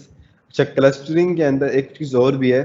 आप लोग ये सोच रहे होंगे यार यहाँ पे हम डाटा ट्रेन टेस्ट स्प्लिट क्यों नहीं कर रहे, बिकॉज यहाँ पे हम डाटा ट्रेन टेस्ट स्प्लिट अभी से इसलिए नहीं कर रहे because it's like just exploring a data set. Eight the and हम कोई प्रिडिक्शन नहीं परफॉर्म कर रहे इससे क्लस्टरिंग से. हम अपने डाटा से ये परफॉर्म कर रहे होंगे कि भाई कौन सा कस्टमर्स हैं जो यहाँ से आ रहे हैं, कौन सा कस्टमर्स है जो यहाँ से आ रहे हैं. इट्स लाइक अ पार्ट जो कि हम एक एक्सप्लोरिटी है, कस्टमर सेगमेंटेशन जो क्लस्टरिंग से हम परफॉर्म कर रहे हैं. And that is most important thing I am gonna tell कि ये पार्ट जो है ना, कभी कभी डीप लर्निंग के अंदर ही परफॉर्म होता है. और यही पार्ट जिससे सेगमेंटेशन अभी हमने करी है, ये सुपरवाइज लर्निंग में भी परफॉर्म होता है. जब अनसुपरवाइज लर्निंग सुपरवाइज लर्निंग के साथ मिल जाती है, that is known as semi supervise learning, जो मैं आप लोगों से ऑलरेडी बता चुका हूँ एक वक्त पे. जो कभी वक्त हुआ तो इंशाल्लाह उसको भी देखेंगे ऐसे सिनेरियो को. And then now we're gonna visualize all our data set here, assigning the label and okay, box plot to visualize cluster ID versus frequency. अब हमारे पास ना डेटा फ्रेम जनरेट हो गया जिसमें हमारे पास कस्टमर आईडी भी आ गई है, अमाउंट भी आ गया, फ्रीक्वेंसी भी आ गई है, एसएनसी भी आ गई, क्लस्टर आईडी भी आ गई है. सो सारी चीज़ें आ गई, हमारे पास क्लस्टर आईडी भी आ गई है. अब हम क्या करेंगे कि हमारे पास ये एक प्लॉट आ गया. मैंने अपना कैमरा ऑफ कर दिया ताकि आप लोग सही से देख लें सब चीज़ें. उसके बाद दोबारा ऑन कर दूंगा, नो वरीज. तो ये क्या दिखा रहा है हमको, अगर हम बॉक्स प्लॉट को मजीद तरीके से पढ़ें, आउटलायर्स अभी भी हमारे पास हैं, ऐसी बात नहीं है नहीं है, लेकिन जो हमारे पास एक्सेसिव आउटलायर्स थे ना, वो अब हमारे पास नहीं रहे, फिर जिससे हमारा मॉडल ही कंफ्यूज हो जाता। जो एक नॉर्मल रेंज में होंगे वो होंगे हमारे पास अभी भी, but we don't have to worry about these outliers, क्योंकि अभी हम लोग एनालिस परफॉर्म कर रहे हैं। अब हम क्या करने वाले थे, now we were having like SNS dot box plot, cluster ID और अमाउंट। अब ये अमाउंट के हिसाब से ना क्लस्टर आईडी परफॉर्म कर रहा है, या क्लस्टर का बॉक्स प्लॉट परफॉर्म कर रहा है कि कौन सा ग्रुप ऑफ कस्टमर है, कौन सा सेगमेंट ऑफ कस्टमर है जिसने ज़्यादा अमाउंट पे करी है, ज़्यादा अमाउंट कंट्रीब्यूट करी है। Like if you see this for example, कि हमारे पास तीन ग्रुप हैं, एक जीरो है, एक वन है, एक टू है। सबसे ज़्यादा अमाउंट किसने स्पेंड करी है, even a single even or both eyes can know के सबसे ज़्यादा अमाउंट जो है इस क्लस्टर वन ने परफॉर्म की है। ये ग्रुप है जिसने, ये हमारे पास अमाउंट लिखी आ रही है, फॉर एग्जांपल स्केल्ड अमाउंट कह लें, जो उसने सबसे ज़्यादा परफॉर्म की है। ये एक पूरी रेंज हमारे पास आ रही है। Then if you see again कि किस कस्टमर ने सबसे ज़्यादा परचेजिंग करी है, तो ये अभी हम कर रहे हैं एनालाइज। आप चाहो तो यहाँ पे सिंपल एक खोल लो, लाइक नोटपैड, यहाँ पे नोटपैड खोल लो, ठीक है। अब ये तो खैर कहीं और ही चला गया। मैं एक एग्जांपल दे रहा था कि एक नोटपैड खोल लो, अगर यहाँ पे होना नोटपैड खुलता है, खुलता नहीं खुलता भाई, खुलना चाहिए, ऐसा नहीं होना चाहिए। गूगल वाला सब देता है, अगर नहीं खुल रहा है या किसी पर्टिकुलर वेबसाइट पर जाके खुलेगा, वो बड़ी ख्वारी है। नहीं भाई, इतना टाइम नहीं है हमारे पास, छोड़ो। Okay, we just simply remember this, okay. अब क्या करेंगे हम, कि हमने देख लिया कि भाई अमाउंट के हिसाब से जो सबसे ज़्यादा अमाउंट स्पेंड किया वो क्लस्टर वन ने स्पेंड किया according to our K means model.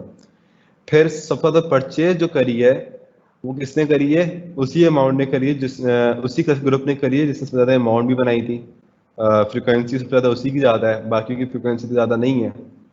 फिर हम नीचे आएंगे और हम यहाँ पे देखेंगे कि क्या देखेंगे कि रीसेंट परचेज सबसे ज़्यादा किसने करी है।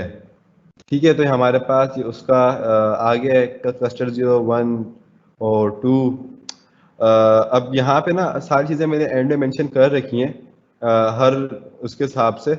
ये अगर आप यहाँ देख लें, ये हर क्लस्टरिंग के बाद मैंने यहाँ पे भी वैसे मेंशन कर रखी हैं। क्यों मेंशन कर रखी है, ताकि हम बाद में जाके कंपैरिजन करेंगे। अब मेजर चीज़ यहाँ पे हमने क्या रखनी है कि ज़रूरी नहीं है कि हायरार्की क्लस्टरिंग और के मींस क्लस्टरिंग जो है सेम नंबर से ग्रुप को रिप्रेजेंट करे। हो सकता है कि के मींस हायरार्किकल इसी डब्बे को यहाँ पे प्रेजेंट कर रहा हो, लेकिन सेम वैल्यूज में हो, तो वो एक ही बात होती है हमारे लिए। हम जस्ट एक परफॉर्मेंस देख रहे हैं दोनों मॉडल की। अब रिसेंटली में हमारे पास क्या विजुअलाइज हो रहा है कि भाई जो क्लस्टर हमारे पास टू है, आई गेस यस, वो रिसेंट बायर्स नहीं है। आई गेस यही मतलब था इसका, यही था ना मतलब, लेट मी सी। मैं खुद ही कैलकुलेट करके भूल गया हूँ। यस, यही मतलब, तो ऑफ कोर्स यही होगा। क्यों नहीं है, क्योंकि अगर हम देखें तो इनका जो नंबर ऑफ डेज के हिसाब से जो कंपैरिजन है, इनके बहुत ज़्यादा है। रिसेंट बायर्स कौन से हैं हमारे, तो वो क्लस्टर वन है। तो क्या आपने एक छोटी सी चीज़ देखी, एक बहुत इंपॉर्टेंट चीज़ अगर मैं आपको दिखाऊं, आर एम एफ का फैक्टर कितना पैरेलल परफॉर्म करता है। अभी मैं मशीन लर्निंग की बात नहीं कर रहा हूँ, अभी मैं बात कर रहा हूँ रोकड़े की, अभी बात कर रहा हूँ मैं बिजनेस इंटेलिजेंस की। कि जो कस्टमर फ्रिक्वेंट आ रहा है वही सबसे ज़्यादा पैसा जनरेट कर रहा है, और जो सबसे ज़्यादा पैसा जनरेट कर रहा है और फ्रिक्वेंट आ रहा है वो हमारे पास रीसेंट बायर्स भी हैं। मतलब वो बिल्कुल रीसेंट बायर्स हैं, उनकी कोई ऐसी वैल्यूज नहीं है कि भाई वो बाद में आए हों। कुछ हैं उनमें से जो बहुत पहले आए होंगे, लेकिन मेजोरिटी क्या है हमारे पास, जो रीसेंट बायर्स हैं। ठीक हो गया। इट मीन्स कि हमारे पास कस्टमर यूजुअली आते रहने चाहिए, आते रहने चाहिए, फ्रीक्वेंट बायर होते रहना चाहिए, वो ज़्यादा अमाउंट हमें कंट्रीब्यूट कर रहे हैं। ये हमारी कुछ तीन एनालिसिस थी जो हमने के मींस के हिसाब से करी हैं। आई होप आप लोगों को समझ में आई होगी कि किस तरीके से हम एनालाइज कर रहे हैं। जी बिल्कुल सर, ये क्लस्टर 0 1 2 किन कैटेगरी को रिप्रेजेंट करते हैं, okay. Okay, based on the final analysis, k-means and hierarchy clustering are giving different results and interpretations. No, they are not giving different depressions, यही समझने वाली चीज़ है जो आज हम देखेंगे। ओके, अच्छा क्या एक क्वेश्चन था, ओके किन कैटेगरीज को रिप्रेजेंट कर रही है, ये एक जस्ट एक नंबर है, ये बोलना है group number 1, group number 2, group number 3, ये कैटेगरी इस तरह से नहीं बता रहा कि इसमें से इंग्लैंड वाले कौन से हैं, इनमें से लाहौर वाले कौन से हैं, इनमें से दुबई वाले कौन से हैं, ये यहाँ पे ये रिप्रेजेंट नहीं कर रहा, उसकी एक मजीद डिटेल्स होंगी आगे आगे जाके मैं आपको बताऊंगा किस तरह बता सकते हैं हम। अभी हम ये सब RMF फैक्टर देख रहे हैं यहाँ पे, ठीक है, हम कस्टमर सेगमेंटेशन परफॉर्म कर रहे हैं, अभी हम कस्टमर बिलोंगिंग परफॉर्म नहीं कर रहे हैं। देन हमारे पास 3 ग्रुप थे, हमने तीनों ग्रुप हमने के मीन्स के हिसाब से विजुलाइज करने के बाद अब हम परफॉर्म करेंगे हिरार्की क्लस्टरिंग। भाई के मीन्स ने अपनी एनालिसिस दे दी है, now what will be perform by hierarchy clustering. अब हिरार्की क्लस्टरिंग के 2 मेथड्स होते हैं, डिविजिव, एग्लोमेरेटिव। हम एग्लोमेरेटिव परफॉर्म कर रहे होंगे। एग्लोमेरेटिव किस तरह परफॉर्म कर रहे होंगे, एग्लोमेरेटिव के 3 मेथड होते हैं। बेस्ट मेथड कौन सा होता है, कंप्लीट लिंकेज मेथड होता है, लेकिन मैं आपको आज 3 मेथड बता दूंगा और तीनों के ड्रॉबैक, उन बाकी 2 के क्या ड्रॉबैक है जिसकी वजह से हम लोग बेस्ट कंप्लीट लिंकेज का पर काम करते हैं। ये जैसे ही मैंने एक शशका डालने के लिए कर दिया और उस अलावा कुछ नहीं है। Okay, here what we are doing here, अब सिंगल लिंकेज क्या है, अगर आपको याद हो कि लिंकेज मैट्रिक्स क्या होता है, तो एक पॉइंट से दूसरे पॉइंट के हिसाब से जो डिस्टेंस निकल रहा होता है हमारे पास, और उसका एक मैट्रिक्स डेवलप हो रहा होता है। लाइक एक पॉइंट है, अब P1 हमारे पास पॉइंट है, पॉइंट P2 है, हमारा P3 है।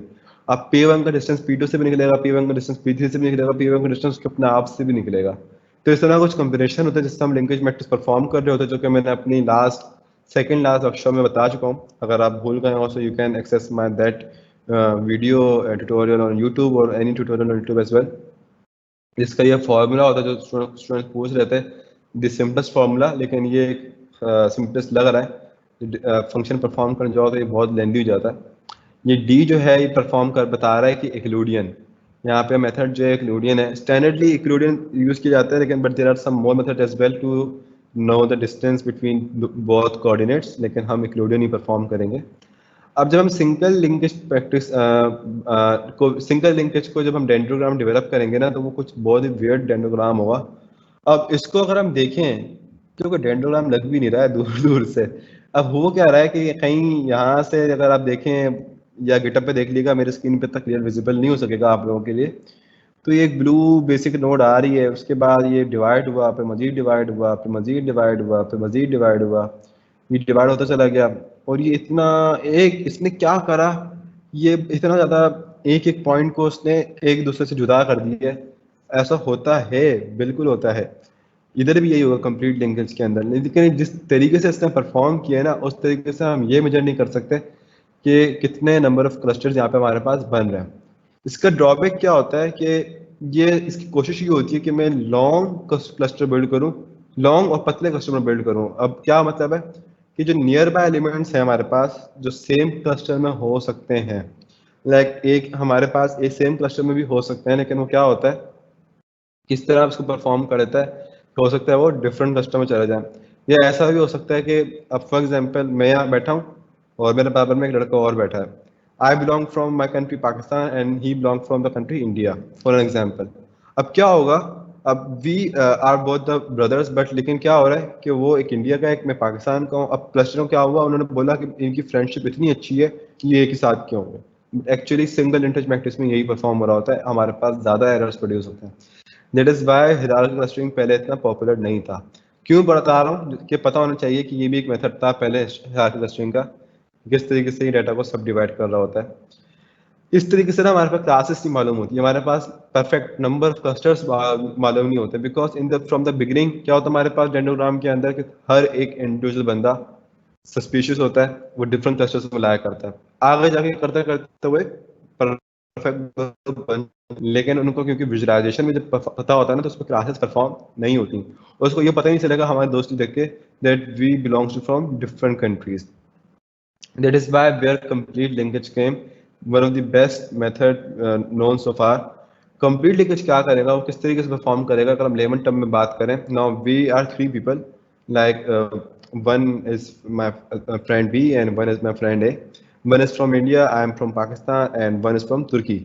हम 3 लोग हैं, ठीक है, हम लोग बहुत बेहतरीन किस्म के दोस्त हैं, so this is the most common thing। लेकिन वो हमारा सिर्फ यही फैक्टर नहीं देख रहा होगा, फॉर एग्जाम्पल हमारा ये सब ये फैक्टर नहीं देख रहा, वो कंप्लीट एनालाइज कर रहा है कि भाई ये इसकी डाटा की क्वालिटी क्या है, डाटा लाए कहाँ कर रहा है हमारे पास। अब हमने देखा कि हमारे पास अमाउंट के हिसाब से ना, जैसे हमारे पास अभी फीचर है, हमारे पास अमाउंट है, फ्रीक्वेंसी, रेसेंसी। अभी हम 3 फीचर डिफरेंट ले लेते हैं। हमारे पास एक फ्रेंडशिप लेवल है, बिलोंगिंग है, और एक फैक्टर ले लेते हैं नॉलेज है। अब हम तीनों एआई इंजीनियर्स भी हैं फॉर एग्जांपल, हम तीनों की एक ही इंटरेस्ट है, लेवल ऑफ इंटरेस्ट है। अब हम दोनों तीनों जो हैं एक ही तरह से, मतलब हमारी दोस्ती भी है तीनों से एक साथ, लेकिन हमने क्लस्टरिंग परफॉर्म करनी है।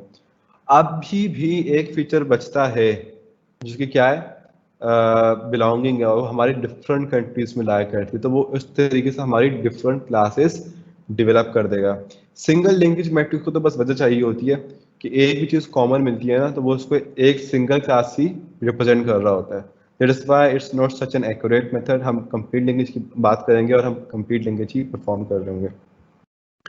सो हेयर अच्छा, बात एक ही, डेंड्रोग्राम से फर्क कुछ नहीं पड़ता, हमें बस नंबर ऑफ क्लासेस मालूम नहीं होती।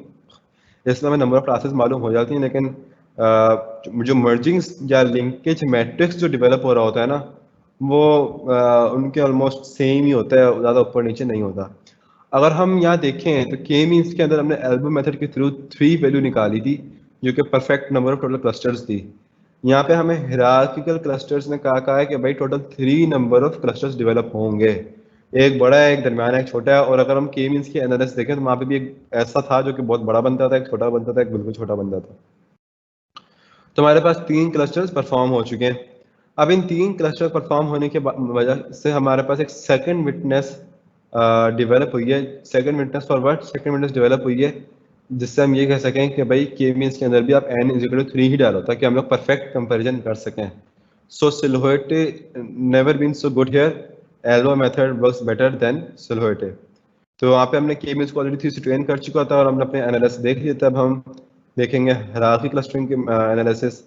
यहाँ पे हमारे पास एक नया ए लिंकेज भी है जो कि साथ ही इसके इन्वेंट हुआ था, एवरेज लिंकेज हायरार्की क्लस्टरिंग। दोनों डिफरेंट बंदों ने इन्वेंट किए हैं but lies under the same category. इसका बड़ा कॉम्प्लेक्स फार्मूला है। अगर आप फार्मूला देखें इसके, ये 2 पॉइंट होते हैं इसके। एक पॉइंट फॉर एग्जाम्पल हमारे पास आर है, एक पॉइंट हमारे पास एस है।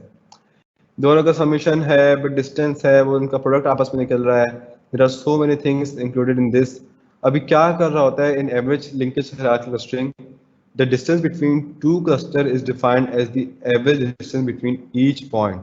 यहाँ पे क्या होता है कि अगर हम क्लस्टरिंग देखें ना, तो क्लस्टरिंग बिल्कुल वैसी परफॉर्म हुई है, डेंड्रोग्राम बिल्कुल ही वैसे ही परफॉर्म हुआ जैसे यहाँ हुआ था, ऊपर हुआ था, बिल्कुल ऑलमोस्ट वही परफॉर्म हो रहा है। लेकिन प्रॉब्लम कहाँ लायक कर रही है? प्रॉब्लम यहाँ लायक कर रही है कि क्योंकि ये काम करता है एवरेज डिस्टेंसिंग के ऊपर, तो उसने क्या करा, अभी 3 बंदे मेरे साथ जो बैठे थे ना, उसने बोला कि भाई है तो साथ ही ना, है तो दोस्त ही ना। तो ये एनालाइज नहीं कर सका कि ये डिफरेंट क्लास से रिप्रेजेंट हो सकते हों। उसका काम, तो डेंड्रो का काम होता है कि वो सबसे पहले हम तीनों को सस्पिशियस करार देगा, हम तीनों को अलग अलग करेगा, फिर हम में से किसी 2 को जोड़ देगा, फिर एक तीसरे को भी लाकर जोड़ देगा और कहेगा भाई अब डेंड्रोग्राम डेवलप हो गया, बॉटम अप फैशन। लेकिन क्या हुआ, वो ये रिप्रेजेंट नहीं कर सका कि हमारे पास या हम 3 बंदों में कितनी टोटल क्लासेस मौजूद थी। तुम्हारे पास टोटल यहाँ पे इससे मालूम हो रहा था कंप्लीट लिंकेज मैट्रिक्स से कि हमारे पास टोटल 3 क्लासेस मौजूद हैं।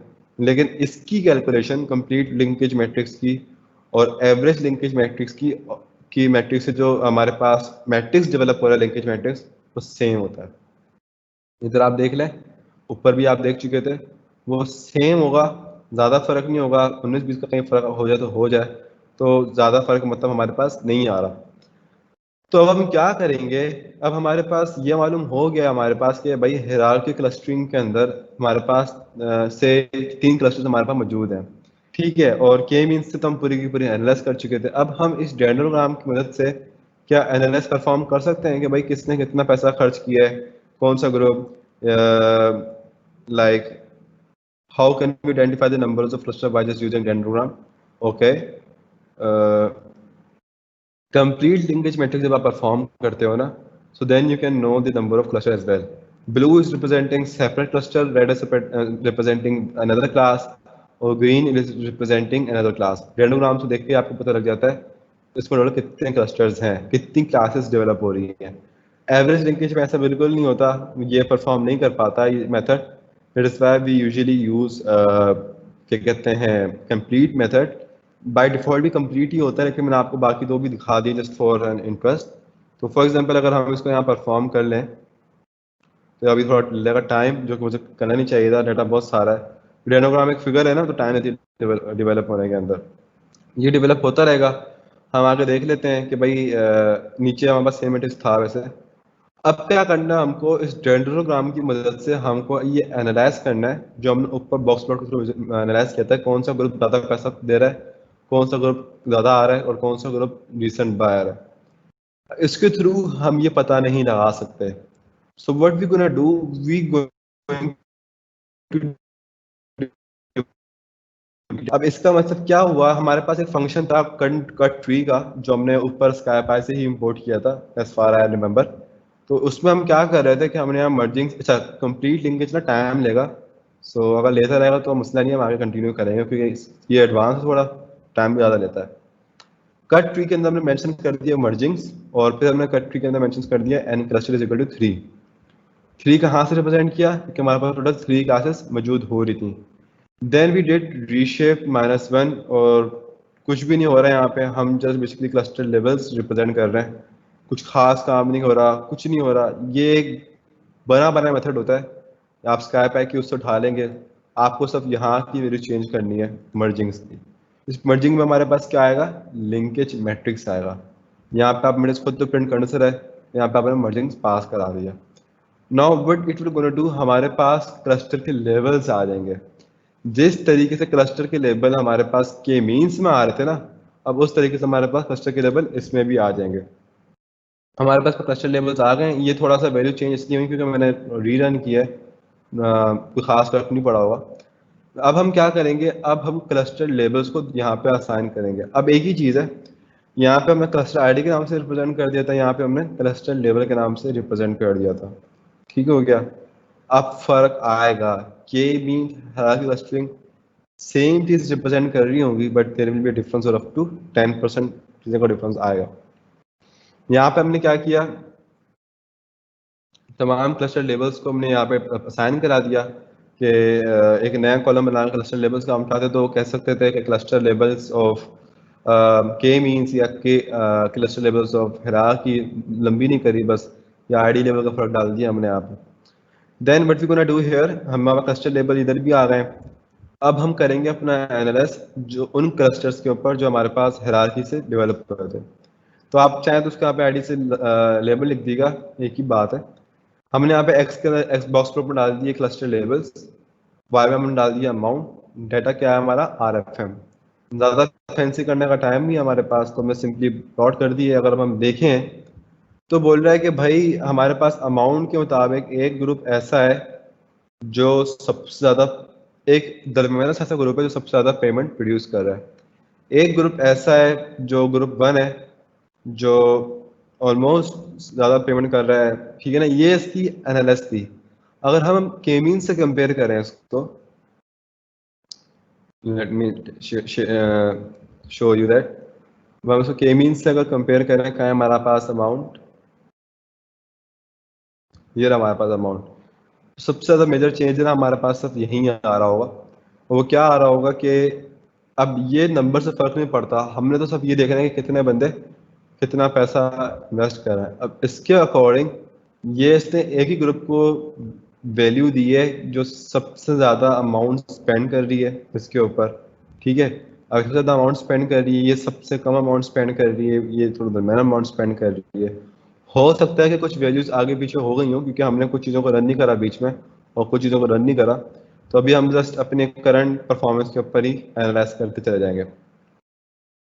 और यहाँ पे हमारे पास हायरार्की क्या बोलता है, हायरार्की हमारे पास यहाँ बोलता है कि भाई एक ग्रुप है, ग्रुप 2, जो सबसे ज़्यादा हमारे पास मनी स्पेंड कर रही है। All right, so just we got this, no worries. आगे देखते हैं आगे क्या होता है। आगे हमने देखा कि अब फ्रीक्वेंसी से हमने जब कंपेयर किया क्लस्टर लेवल्स को, तो ये बोलता है कि ग्रुप 2 ही वही है जो सबसे ज़्यादा फ्रीक्वेंट बायर्स है।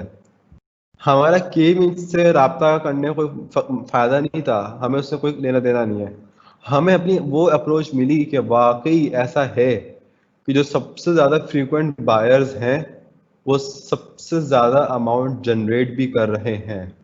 ठीक है, कस्टमर सेगमेंटेशन होती भी यही है। अब अगर हम यहाँ देखें, अच्छा हर कंपनी का ना जरूरी नहीं है कि यही हिसाब किताब हो ओके। अब फॉर एग्जांपल यहाँ देखें, यहाँ पे फ्रीक्वेंट बायर बहुत सारे हैं, जो कम भी हैं ज़्यादा भी हैं, ये इस ग्रुप के अंदर बहुत कम बाय भी परचेज भी करा हुआ है, बहुत ज़्यादा परचेज भी करा हुआ है, and they are making some good sort of money as well. लेकिन जो टॉप अमाउंट जो कौन सा ग्रुप बना के दे रहा है, they are the most frequent buyers. This is what we know from this visualization of cluster ID, cluster levels and frequency. ठीक हो गया, मतलब हम नियरली उसी अप्रोच पे आ गए हैं कि भाई जो सबसे ज़्यादा फ्रीक्वेंट परचेज हो रही है हमें ज़्यादा पैसा बना के दे रहा है। अब हम यहाँ पे देखते हैं, यहाँ पे फिर वही चीज़ हमें मिली कि जो सबसे ज़्यादा फ्रीक्वेंट बायर्स हैं वही हमें सबसे ज़्यादा पैसा बना के दे रहे हैं। ये हमारे स्पेसिफिक उस स्टोर के बारे में है। हर कंपनी का अलग हिसाब होता है। फॉर एग्जाम्पल गाड़ियों की कंपनी में कोई कस्टमर बार बार नहीं आएगा, वो 4 साल 5 साल बाद ही आएगा अगर कोई फैन बेस है इनका। ठीक है ना, वो भी होगा कि हर नया मॉडल फर्स्ट डे ले लिया, कुछ कर लिया। तो वहाँ पे डिफरेंट एनालिसिस अप्रोच होती है, याद रखिएगा। तो अभी हम इस RFM अप्रोच में क्या देख रहे हैं कि चाहे हायरार्की हो या क्लस्टर हो, हमने ये देखा वो ग्रुप जो सबसे ज़्यादा रिसेंट बायर थे और जो बार बार आ रहे थे, ठीक है ना, वो सबसे ज़्यादा अमाउंट कंट्रीब्यूट कर रहे थे। जो बिल्कुल कम आ रहे थे, ठीक है, और जिन्होंने बिल्कुल कम अमाउंट क्रिएट करा, वो अब इतना खास नहीं आते, वो हमारे बहुत पुराने परचेजर थे। इससे हमें क्या एक एनालिसिस मिल सकती है कि यार जिन्होंने हमें ज़्यादा अमाउंट कंट्रीब्यूट नहीं करा वो पास्ट की बातें हो गई। मतलब हमारा स्टोर जो है अब काफ़ी हद तक अच्छाई या इम्प्रूवमेंट ला चुका है अपने सेल्स के अंदर, कि जो रीसेंट बायर्स हैं सबसे ज़्यादा हमें उन्होंने ही अमाउंट क्रिएट किया और वही हमारे ज़्यादा से ज़्यादा फ्रीक्वेंट बायर्स हैं। सो हमारी फाइनल एनालिसिस जब हुई तो हमने यहाँ पे के मींस क्लस्टरिंग के अंदर कह दिया था कि भाई cluster ID 1 are the frequent buyers और they are the most buyer जो with high amount of transaction as compare to the other customers. और हमने बोला कि जो क्लस्टर आईडी 2 था वो they are not the recent buyers and hence least of importance from business point of view. हम यहाँ देखें ना तो यहाँ पे बिल्कुल सेम वही बात है, बस नंबर का फर्क है। कुछ फर्क नहीं पड़ता। ये एक मोबाइल है, एक सेकंड मोबाइल अभी पड़ा नहीं है मेरे पास। तो एक फॉर एग्जांपल एक ये हैंड है और एक ये हैंड है, मैंने इसको हैंड वन करार दे दिया या इसको हैंड वन करार दे दिया, फर्क नहीं पड़ता, दूसरा ऑटोमेटिकली हैंड टू हो जाएगा। हैंड मेरे पास टोटल दो ही हैं। ठीक है, हमने जो अप्रोच थी हमने वो अपनी एनालाइज कर ली है कि कितने कस्टमर्स या कौन सा ग्रुप जो था हमारा आ रहा था, कितना अच्छा आ रहा था। हमने क्लस्टरिंग की मदद से, कस्टमर सेगमेंटेशन की मदद से ये एनालाइज कर रहे हैं। अभी रियल टाइम नहीं हो रहा, लेकिन अभी पर्टिकुलरली हम ये एनालाइज कर रहे हैं कि जो रिसेंट परचेज थे हमारे या रिसेंट सेल्स थी जिन कस्टमर ने परचेज करी, वो हमारे बहुत ज़्यादा फ्रीक्वेंट बायर भी थे और सबसे ज़्यादा अमाउंट हमें क्रिएट करके दे रहे थे। Now is there any sort of question regarding customer segmentation, you can ask me. You have still have got some time. I hope कि आप लोगों को प्रीटी गुड क्वेश्चंस होंगे आप लोगों के। टुडे आई हैव सीन कि थोड़ा कम स्टूडेंट्स ने पार्टिसिपेट किया है, थोड़ा सा अमाउंट गिरा है। I don't know why, are they not getting the point और maybe they are too it's too difficult for them to carry on daily basis, but still let me know any confusion you got। मैं यहाँ पे वैसे या आप access कर सकते हैं, लिंक शेयर करने की जरूरत नहीं है और डाटा सेट यहाँ से आप एक्सेस कर सकते हैं। मैं एक ज़रा एक अनाउंसमेंट भी करूँगा आज और इंशाल्लाह उस अनाउंसमेंट के बाद हम क्लास एंड कर देंगे अपनी। ओके, ऑलराइट, सो करते हैं अनाउंसमेंट अभी। आप तब तक Q&A देख लें। नो क्वेश्चन गाइस, कोई भी क्वेश्चन नहीं है वैसे, क्या सब समझ में आ गया? ऐसा हो तो नहीं सकता। 20 सेकंड गुजर चुके हैं मुझे बोले हुए कोई Q&A, तो इट मीन्स कि अब तक तो क्वेश्चन आंसर आ जाने चाहिए थे। मेरी आवाज़ आ भी रही है ना? Any question guys? और कोई क्वेश्चन इस बारे में हो कि भाई यूट्यूब वीडियो कब आएगी, तो आज आ जाएगी, नो वरीज, आज आराम से आ जाएगी। कल की वर्कशॉप हमारी इंशाल्लाह बहुत इजी होगी, बहुत बहुत इजी रखूँगा मैं, ताकि आप डाइजेस्ट कर सकें। लेकिन आपको याद रखिएगा 20 डेज का गैप मिलेगा मशीन लर्निंग के बाद, उसके बाद हम स्टार्ट करेंगे अपना डीप लर्निंग का बूट कैंप। डीप लर्निंग के बूट कैंप से पहले हम 3 दिन करेंगे एंड्रॉयड ऐप डेवलपमेंट की वर्कशॉप्स, थोड़ा सा माइंड फ्रेश करेंगे एंड्रॉयड ऐप डेवलपमेंट की तरफ। और फ्लटर पे भी करेंगे, टाइम है उसके अंदर। अभी फ्लटर के कुछ नए पैकेजेस इन्वॉल्व लॉन्च होने वाला है, तो उसके बाद हम फ्लटर करेंगे। Everything is focused on those scenarios. तो अभी कॉटन पे थोड़ा देख लेंगे, जिसमें कॉटन पसंद है तो वो बिल्कुल अटेंड कर सकते हैं इन नवंबर।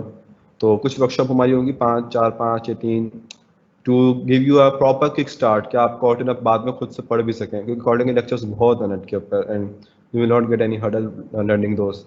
हो सका तो और बढ़ा दूंगा number depending on the trainers if I got for those. और सेकंड थिंग इज कि उसके बाद हम डीप लर्निंग प्रोग्राम करेंगे। Then I want you guys कि आप लोग तेज़ी से हमारे साथ कैरी ऑन करें, because deep learning is tough. Of course ये छोटी छोटी टफ आप देख रहे हैं, टफनेस देख रहे हैं, वो हमारी फर्स्ट प्रोग्राम में आपको मिल जाएगी। तो वो टफ होगा और वहाँ पे आपको बिल्कुल साथ साथ चलना पड़ेगा। Okay, no questions, please update us about those events. Simply कुछ नहीं करना। Okay, no questions, you are get, I know you guys get tired. मैंने देखा है, मैं इवन तो me I never attend class which is more than 90 minutes, और 90 minutes हमारे होने वाले हैं, but sometimes I got too excited कि मैं रुकता ही नहीं हूँ।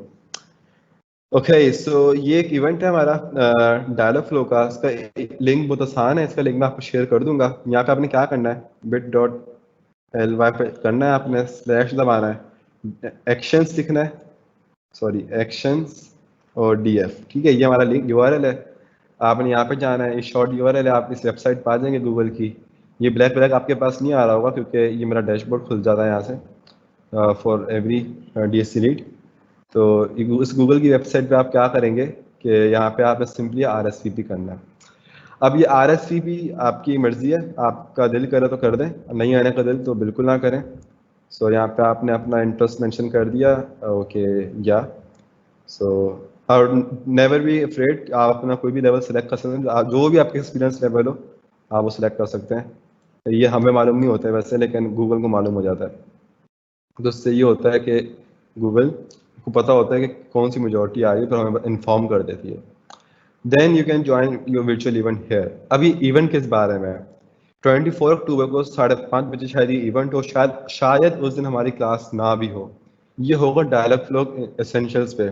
You guys already know about Google essential and we also know about Dialogflow. तो ये हमारे बहुत से स्पीकर हैं, he is a very talented guy who have earn more than $1,000 on just single tool.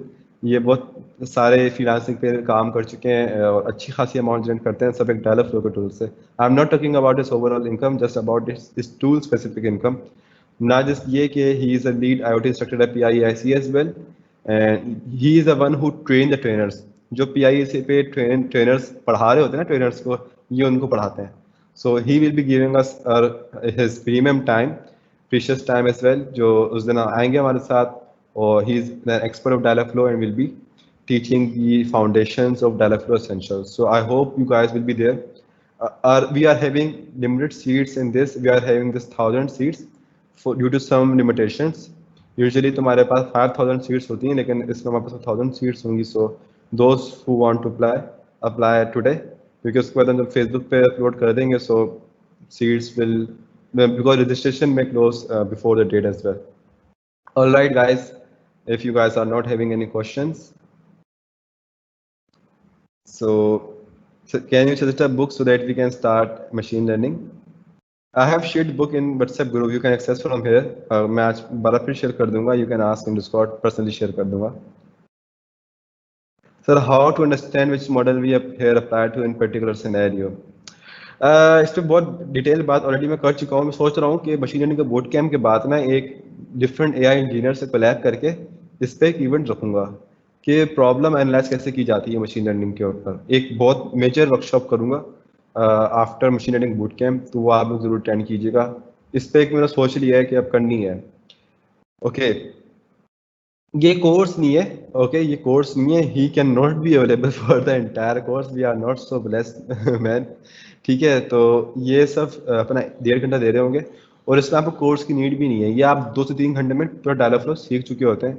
ये आपको आधा सिखा चुके होंगे, आधा आपने फिर सेल्फ लर्निंग करनी होगी. बता देंगे आप लर्निंग कहाँ से कर सकते हो एट नो कॉस्ट. सो अगर आपको रिक्वेस्ट करनी है टू बिकम फीचर ट्रेंडी, तो यहाँ पे अपने पिक्चर लगा के फीचर ट्रेंडी कर दिएगा. तो फिर क्या होगा कि आप ना यहाँ पे आपकी भी पिक्चर आ रही होगी हमारे साथ, और कुछ नहीं होगा। हम देख लेंगे कौन हमारा कस्टमर, कौन हमारे मतलब वो स्टूडेंट्स हैं जो डेली बेसिस पे आए, कस्टमर तो खैर नहीं हो सकते। So alright guys, will see you again tomorrow with another sort of machine learning. अब हमारी आज अनसुपरवाइज्ड मशीन लर्निंग खत्म हो चुकी है। टुमारो विल जंप टू और रीइंफोर्समेंट लर्निंग इंशाल्लाह, और मे बी न्यूरल नेटवर्क्स देख लेंगे किस पे जंप करना है पहले। ओके, बाय बाय करने से पहले एक सवाल का जवाब देना चाहूंगा, because someone has asked how do you know so many things. Brother, my target is always to be a all rounder. मैं कभी भी एक टूल पर स्पेसिफिक नहीं होता। रोज मैं लर्निंग के ऊपर 10 आवर्स स्पेंड करता हूँ, which is not an easy task to do. 10 hours spend करता हूँ मिनिमम, और मैक्सिमम 12 आवर्स भी कर देता हूँ, because these years are very important to make your career. Then I'm gonna get married, और उसके बाद वो फिर वो नहीं रहती। आपके पास आपका करियर एस्टेब्लिश हो जाना चाहिए। And for being an entrepreneur, आपको तमाम टूल का पता होना चाहिए, आपके प्रोडक्ट में कौन सा नट क्यों लगा है वो भी पता होना चाहिए। That is how you make inventions, otherwise आपके ही एम्प्लॉयज आपको बेवकूफ़ बना देंगे और आपको पता भी नहीं चलेगा। Alright guys, so we'll see you tomorrow, and till that, love is and bye bye.